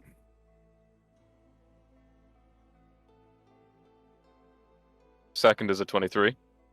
Okay, doing pretty good so far. Third is a 19. Okay, to cover, not strictly speaking to do 1 per day, but to cover the general beginning, middle, and end of that 5-day well, no, it is actually. It's 2.5, almost 3 days to get there. So yeah, so to cover that period of time with very few delays, and you're able to find that track to go back on, you can consume collectively as a group 3 rations, no additional penalties for getting lost and having a delay to your journey. Okay? So consumption of food and provisions and that accounts for the animals as well. At some point we'll discuss where those provisions are at for your feed for your animals, and of course now your mammoth, which is, at least at the moment, accompanying you for the entirety of this journey. You take in some of that familiar scenery on the return back. You stop well short of the pathway of the road that leads back up towards the Blizzard Bridge. And eventually you have to start taking that northwestern turning until the fjords start to come into sight, way off in the distance. And as the day goes on, progressively you get closer and closer and you see it start to open up. And this is, I forget how close you came when you went to Aetherwind, but to actually be heading directly towards them, getting your first kind of view of the southern fjord, this massive expanse, this waterway with high rocks that go down on each side. You pass a few small clusters of buildings, not quite villages, but small hamlets of maybe half a dozen, and using those a little bit of information that you glean from talking to villagers on the way, who keep you in the right direction. Torek, with Osro's assistance, you know that you are progressing towards the hot nests. The evenings are watchful. You're starting to feel that cold creeping back in again. You're moving back towards an area where winter is encroaching. So, you know, you don't camp with the Iron Suns, but you can always more or less see a camp off in the distance, which is theirs. And you hear laughter and bravado coming from there, and there's drinking and seems to be music coming from their camp. And you very much, while you are all sitting there considering what it is you're going to do, what comes across on the wind is almost like a jolly boys and girls outing. That sense, that complete ignorance to the situation, while not lost on you, is evident. As you approach the edges of the fjords, now you're in fjord country, so to speak, you see an increase in boat makers and salesmiths and people who work in fishing, do work in fishing. And it's around about this time that you were advised to start looking for somebody or some people that you could pay to take you across the water to the hot nests. You come into a small hamlet. They tell you that the Iron Suns have passed through some hours prior and that they have purchased some boats from a local fisherman that lives not far from the shores of the fjord. But there are others in town as well. So, over to you guys. What time do we arrive in this hamlet? Like time of day wise, is it? In morning, about 11, It's 11 morning. o'clock. Okay, all right. You're now within a few hours of the fjords. Okay. And how By many? the biggest boat. Oh yeah, shit. We kind of got a mammoth, but I don't know what we're gonna do about the carts and everything. Yeah, I was Probably gonna have Luminara reduce the size of the mammoth. We're probably gonna have to ask Dolph to stay on the opposite side of the river, aren't we? With the carts and everything and the horses. What do we need? Yeah. Oh shit. Yeah. Shit. Hey, would that even be? Oh no. Oh no. Can't bring it all across.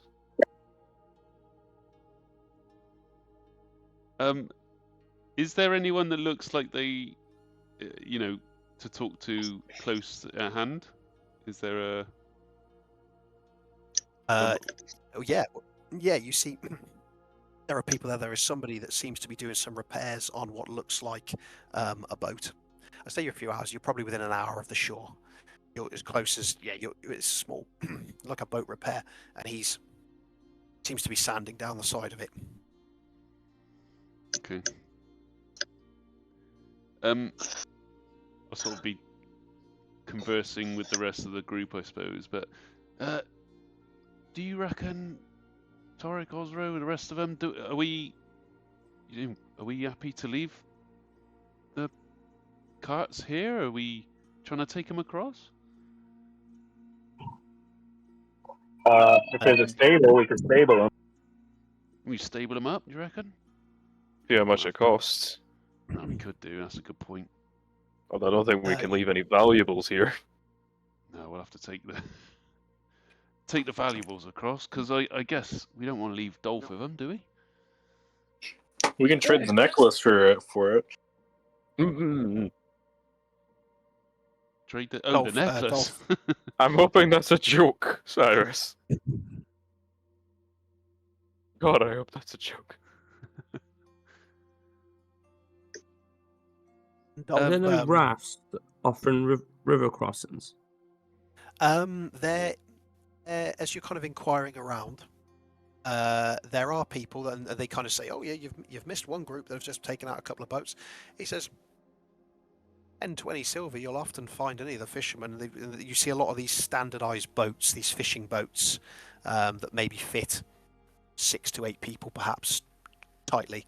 He says, there's enough of us out working all the way up the fjords. You'll for a few silver, you can find somebody that'll take you over there. He said, where are you going? The hot nests. He says, the trick is to find people who are happy to linger around long enough for you to come back. He said, some lose their nerve a little bit, and especially if the water starts to boil. Water starts to boil. Shit. Yeah, your first time? You've never been over there? No. Yeah, it's the first time. All right. Well, I'll give you a few pieces of advice then. I was gonna say, you got any advice? Well, the fishermen, the folk here, we don't mind taking you over there, but maybe worth paying a little bit extra just for them to stay and linger around. But I'll tell you the same thing they'll tell you, which is what we all know, is if the water starts to boil, it means the big one is coming. And if the big one's in the water, we're not hanging around. Oh shit. Okay. So, you know to go for the little ones, I assume. Oh, Send yeah. you for the little ones. Yeah.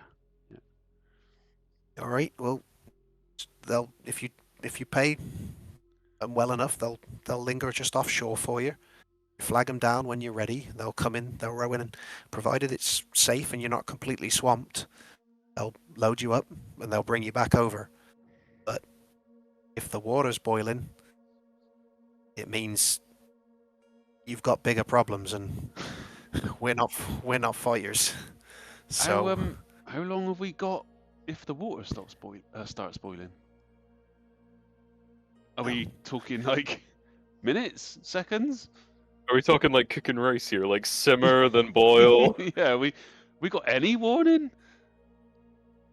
if it starts to steam and bubble, then it means it's pretty much underneath you already. So it won't be long. My advice would be, do what you can over there. You can get decent enough fishermen who'll take you over. They've done it enough times, but don't spend too long over there. You only get so much time before they notice, and the bigger ones will come. Have we got anywhere stables-wise that closer to the shore that we can hook these lot up? Or put them in for the time This is being? the closest. You've got a few little small huts there, but if you're looking for somewhere where somebody can keep an eye on them for you, this is probably the closest you can get. And if you want to, you can tether them up to the side of my house. It's that one on the end there. I can ask the wife to look after it. It'll cost you maybe 30 silver or something for the day. I mean, go on. I'll like lean down to Magnus and be like, I could just pay gold, double it down, make sure they actually take proper good care and keep an eye out. Don't do anything. Gold? Well, Tiberius got a fucking shit ton. Yeah, Tiberius. he did afford that VIP suite, didn't he? He did. Yeah, Tiberius. There's fucking two of them. You got a couple of gold? How much do we need? Oh, not a couple of gold, 3 literally. gold. Oh, 3 gold. 3 gold. 30 silver, 3 3 gold. gold? I can do that. Well, is it alright if we leave them here, dear sir? Wagons and the horses, yeah. He said, but it'd be the first time I've ever looked after a mammoth. I can't say I'm too sure on that one. We should probably just take the mammoth with us, shrink it down. Boats that could fit the horse. Say that again. Are there any boats around here that could fit a horse on it? Take a horse with us? None of that. We're simple fishermen folk. You won't get boats large enough to take horses on unless you go to one of the port cities, the port towns further down the fjords. No, unfortunately, you'll have to leave everything unless you've got any of that spellcraft stuff. Shrink it pocket size. You'll have to leave them here. How deep is the water around the nest? What if this boat was quite a bit bigger?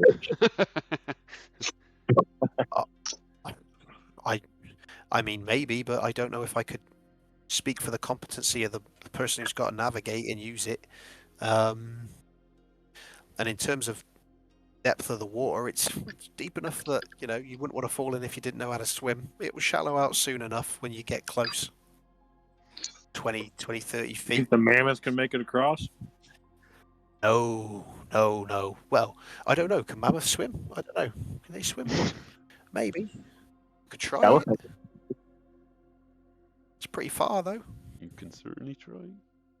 Actually, certainly try. here's a question. Do any of us actually know how to swim? That's a good question. Tiberius probably. Oh yeah, Tiberius can swim. He's got a fucking swimming speed. You birds probably don't. I mean, I can flap along the top of the water. I can't dive. As far as I ain't an eagle. I survived the wreck, so I assume I do something. So, I mean, I know a couple of people just down the way that have probably still got boats available if you want to use them.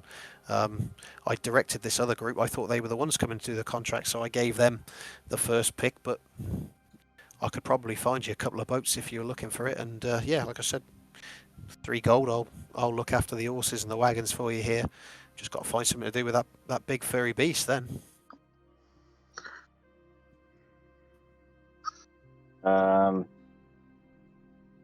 That's a good question. I don't really know what to do with it. Well, we're gonna try and bring it with us, aren't we? We're gonna try and shrink it and. Well, if bring it on the I could boat. shrink it down, or Luminar could shrink it to the size of a horse, but if a horse won't fit on the boat, we'd have to enlarge the boat too. That would use 2 of her spell slots. But then would it be worth to bring the mammoth across though? That's the thing. Because if we leave it here, something could go wrong if it got agitated in literally a night. Yeah. Well, unless you guys are planning to stay over there overnight, the consensus is that you're going over in a day, but you never know. You could be there overnight. Noticed that the enlarge reduce only lasts a minute, so that wouldn't really last the whole time. It's We're all also concentration. if you only use it once. Ah, shit. Fuck. Dolph is kind of sitting there. He says, "Oh, listen, I don't really relish the idea of leaving you lot to go over there by yourself. But if you want, I'll stay here with the..." And he looks up at it. What are we actually calling this thing? Have we got a name for this thing yet? I don't think so. Manny. Ivan. Manny. What's Osro said? What's Osro called it? Or I haven't called it anything. so we've got an Ivan or a Manny right now. He says Ivan, Manny. I don't know. Listen, I don't like the idea of letting you lot go over there without me. All right, considering everything we've been through. But if you need somebody to stay here with the horses, the wagons, or whatever, maybe just pay the guy a little bit less, and I'll stick back and keep an eye on it. Dolph, fucking you die. go. I'll stay behind. Our monster hunter, no. I'll Right. You know what? I'll give Dolph 5 gold. I was actually about to say I still need to pay him for his cut. So, you know what? Dolph, take... God's sakes. 50 gold. 50? That is all the gold I have, because we are expecting to be paid by the end of this. That's all the gold I have, so this will be his cut from all the times he's missed his payments, and whatever he needs to get. Oh, Master Torrik, that is extremely generous of you. There we go. I remember, this is only a getting ready. fraction of what you owe me. Yeah, well, you ain't fucking paying him, are you, Tiberius? Yeah, Oh, you're the fuck one up. that made the fucking deal. You're the one that made the deal. Yeah, and he's the one that takes care of all our shit. So He turns to the old codger. He says, "Just direct him to the boats then, and I'll look after." He says, "Does your wife, serve any stew or anything? Can I get a bite to eat?" And he says, "Oh, yeah, I'm sure she could. Yeah, she'd probably whip me something up. All right, then we'll take him round the back there and tie him up, and I'll go and see this lot to a couple of boats then. Tell Agnes that I sent you." And he says, "All right." And he looks back at all you, and he just Dolph looks back at all of you and says, "All right, well, like I said, I'm not particularly happy about not being out there with you, but good luck, I suppose." Don't die. Don't fucking die. Same to you. Don't get trampled. Dolph, we'll try not to. We could do with you out there, I gotta be honest. See a new scrap. Just, and you see me kind of reach reluctantly for the mammoth's reins, and it says, "Yeah, I think I'd rather be out there with you right now than dealing with this." And he says, "Oi, Osro, how do I get this fucking thing to move?" Trying to take the. Does it have a command word? It kind of just goes where it wants. Charming. Usually- And he's holding on to it, and he's trying to pull it, and you can see this thing is actually like just deep grunting noise, like it does not move an inch. He's like, "Fuck me, I'd rather fight a fucking Remoraz than this." Just stay away Alright. from the tusks when it turns its head. Good advice. He's just pulling on the reins. Okay, then. So with this, the old boy says, "Right, well, he's taken care of. Come on, let's see if we can find you a boat then." Says going rate is usually about 10 silver a trip, there and back again. That is, but like I said, you might want to just throw in a couple of extra, maybe just to a little bit of bravery. It's they've got experience doing it, and he's kind of walking, he's shuffling along as he's doing this towards the edges of the water. You guys are just following, I assume. Yes. Yeah. Sorry. I certainly ain't Okay. fucking paying. You see the land drops off quite quickly, and the pathways are quite windy through little brush and past little rocks, but all the while you can see off in the distance the expanse of water that's opening up into this large, impressive fjord. Okay, and it is quite vast. Torek, as you're walking, right at the corner of your eye, just off in the distance, you see just small boats just ebbing across the water in a certain direction. Motherfucker. Okay. But They're ahead of us, lads. Okay. So as you're heading down the pathways, you come to the side of the shore, and sure enough, all the way along this pebbly beach, and these beaches are sparse. So this guy has led you to a particular beach. Most of the way, it's almost sheer rock. But every so often you get these small pebble beaches, and you see them dotted along, and there are fishing boats. Some are out in the fjord, just drifting, and others are up on the shore. And there's a small group of people that are just seem to be doing work. They're pulling in nets with fish in, and the old boy says, "I recommend those two down there. They've done this a few times. Give them 15 silver apiece, and they'll see you across and back safe enough, I'd say. But yeah, good luck to you." And with that, he just starts shifting back with his stick, starts walking back up the thing, Do we see leaving any you guys on the beach. Do we see any signs of the Iron Suns, or are they? Yeah, well, as Torek pointed out, as you're coming down the slopes towards it, there were some boats off in the distance. Oh, that so was they them, are, was it? That was them gone. Right. Okay. Sorry. They're ahead of you. So we'll nip down, I guess, to the two that he's pointed out. Are there just two guys, or is it one guy, two boats, or? It's two boats and two individuals. They've pulled the boats up onto the shore, onto this pebble beach, and one seems to be just going through and just kind of like unwinding a net, and the other one seems to be just doing some general maintenance on the side of his boat. The one looks over his shoulder and sees you come in and just kind of gestures to his companion, and he kind of looks up and sees you as well, and then just carries on with his work as you're approaching. Right, guys, I guess we're doing this then. So I sort of wander down to the guys and say, "Excuse me, you doing any trips across?" Well met, adventurer. I assume it is the Hot Nests contract that you're doing. It's about time. It's been months since we've seen anybody. Yeah, it is, in fact, a Hot Nest contract. And when you say months that you haven't seen anyone? What, nobody's... Yes, usually two or three times a year they send people like you over. It's been 8 months since we've seen anybody, and now 2 in one day. What are the chances? But are they with you? And he gestures across the water to these. You see these shapes just kind of going into the. It looks like mist, Yeah. and they're just kind of floating into this mist. Okay, are they that group with you? Oh, I mean, in a roundabout way, yeah. Well, I think we're gonna try and tackle something together. But they're Well, young and excitable, aren't they? So, I mean, you could say that again. They were somewhat eager to get out on the water. You might want to tell them to slow down a little bit. It's it's not a walk in the park they're going to. I mean, He's messing we've with his tried head. we tried telling them, but yeah. I mean, have you met these Remoras before? Have you come into contact? I've seen them from a distance, from the water. I've had a few hairy experiences.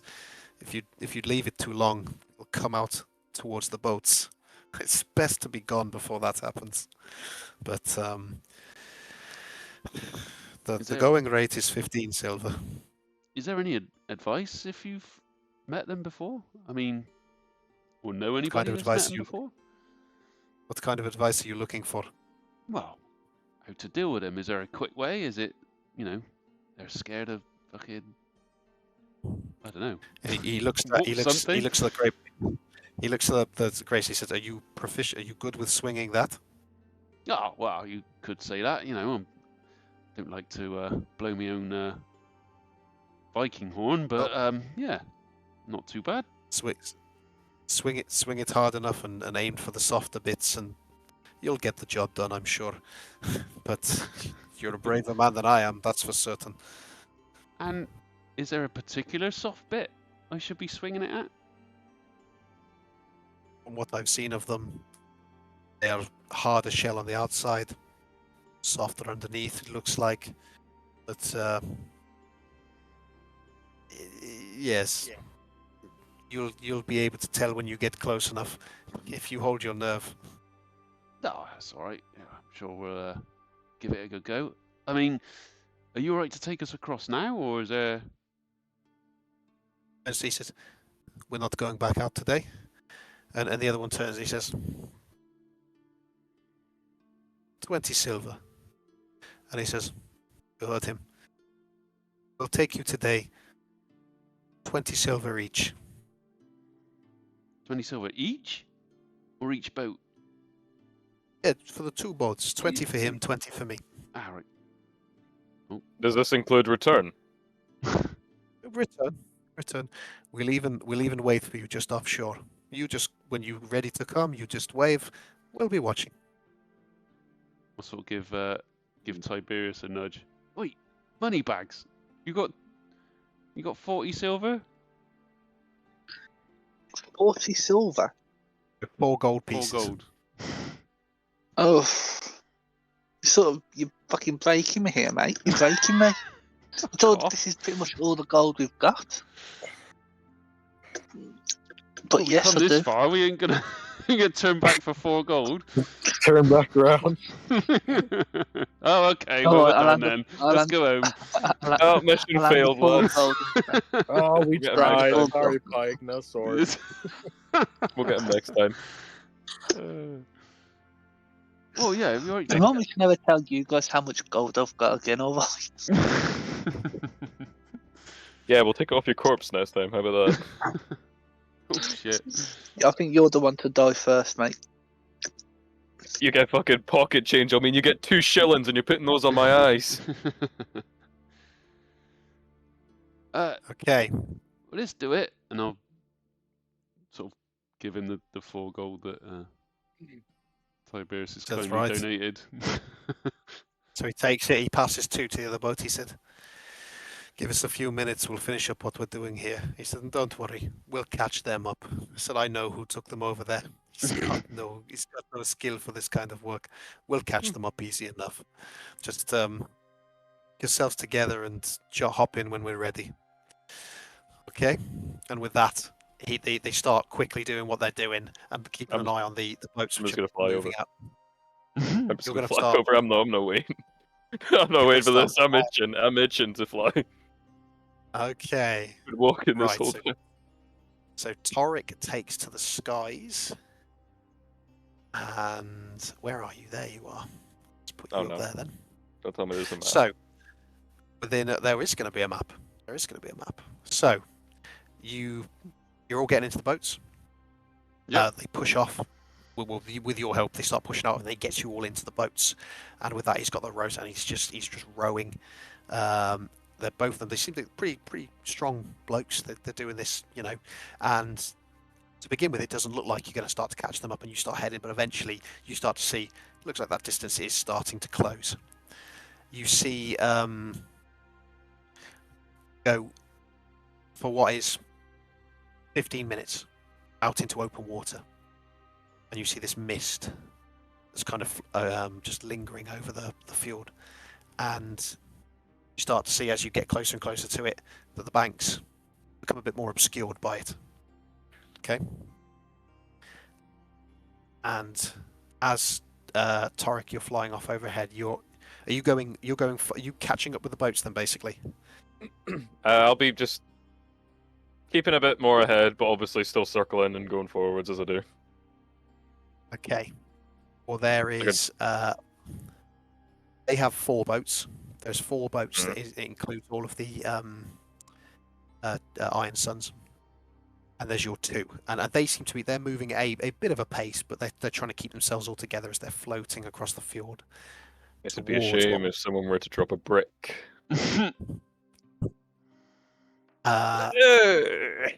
Torrik, you will see it first, obviously from height, and you notice as you're looking down at them, and you look forward at what they are looking at because they're up ahead.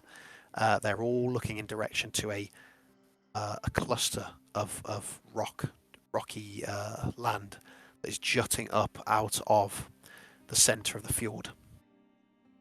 And taking in the scene that you've just travelled through for so many days, and this winter landscape that stretches out all around, this is a barren, stony cropping of rocks that seems to go. It's sizable. You can't see all the way inland to it, but it's very jagged. There is no snow or ice anywhere on it. Okay? Another 10 or so minutes, and you're starting to close the distance.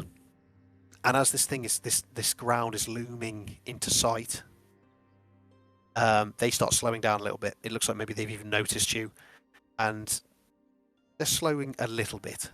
Now, whether that's because the fishermen are slowing them down, or whether they've decided to slow down, is unclear at this moment in time. But Torrik, you are flying above, and at the point that you almost start to catch them up, to the point you're almost in amongst them.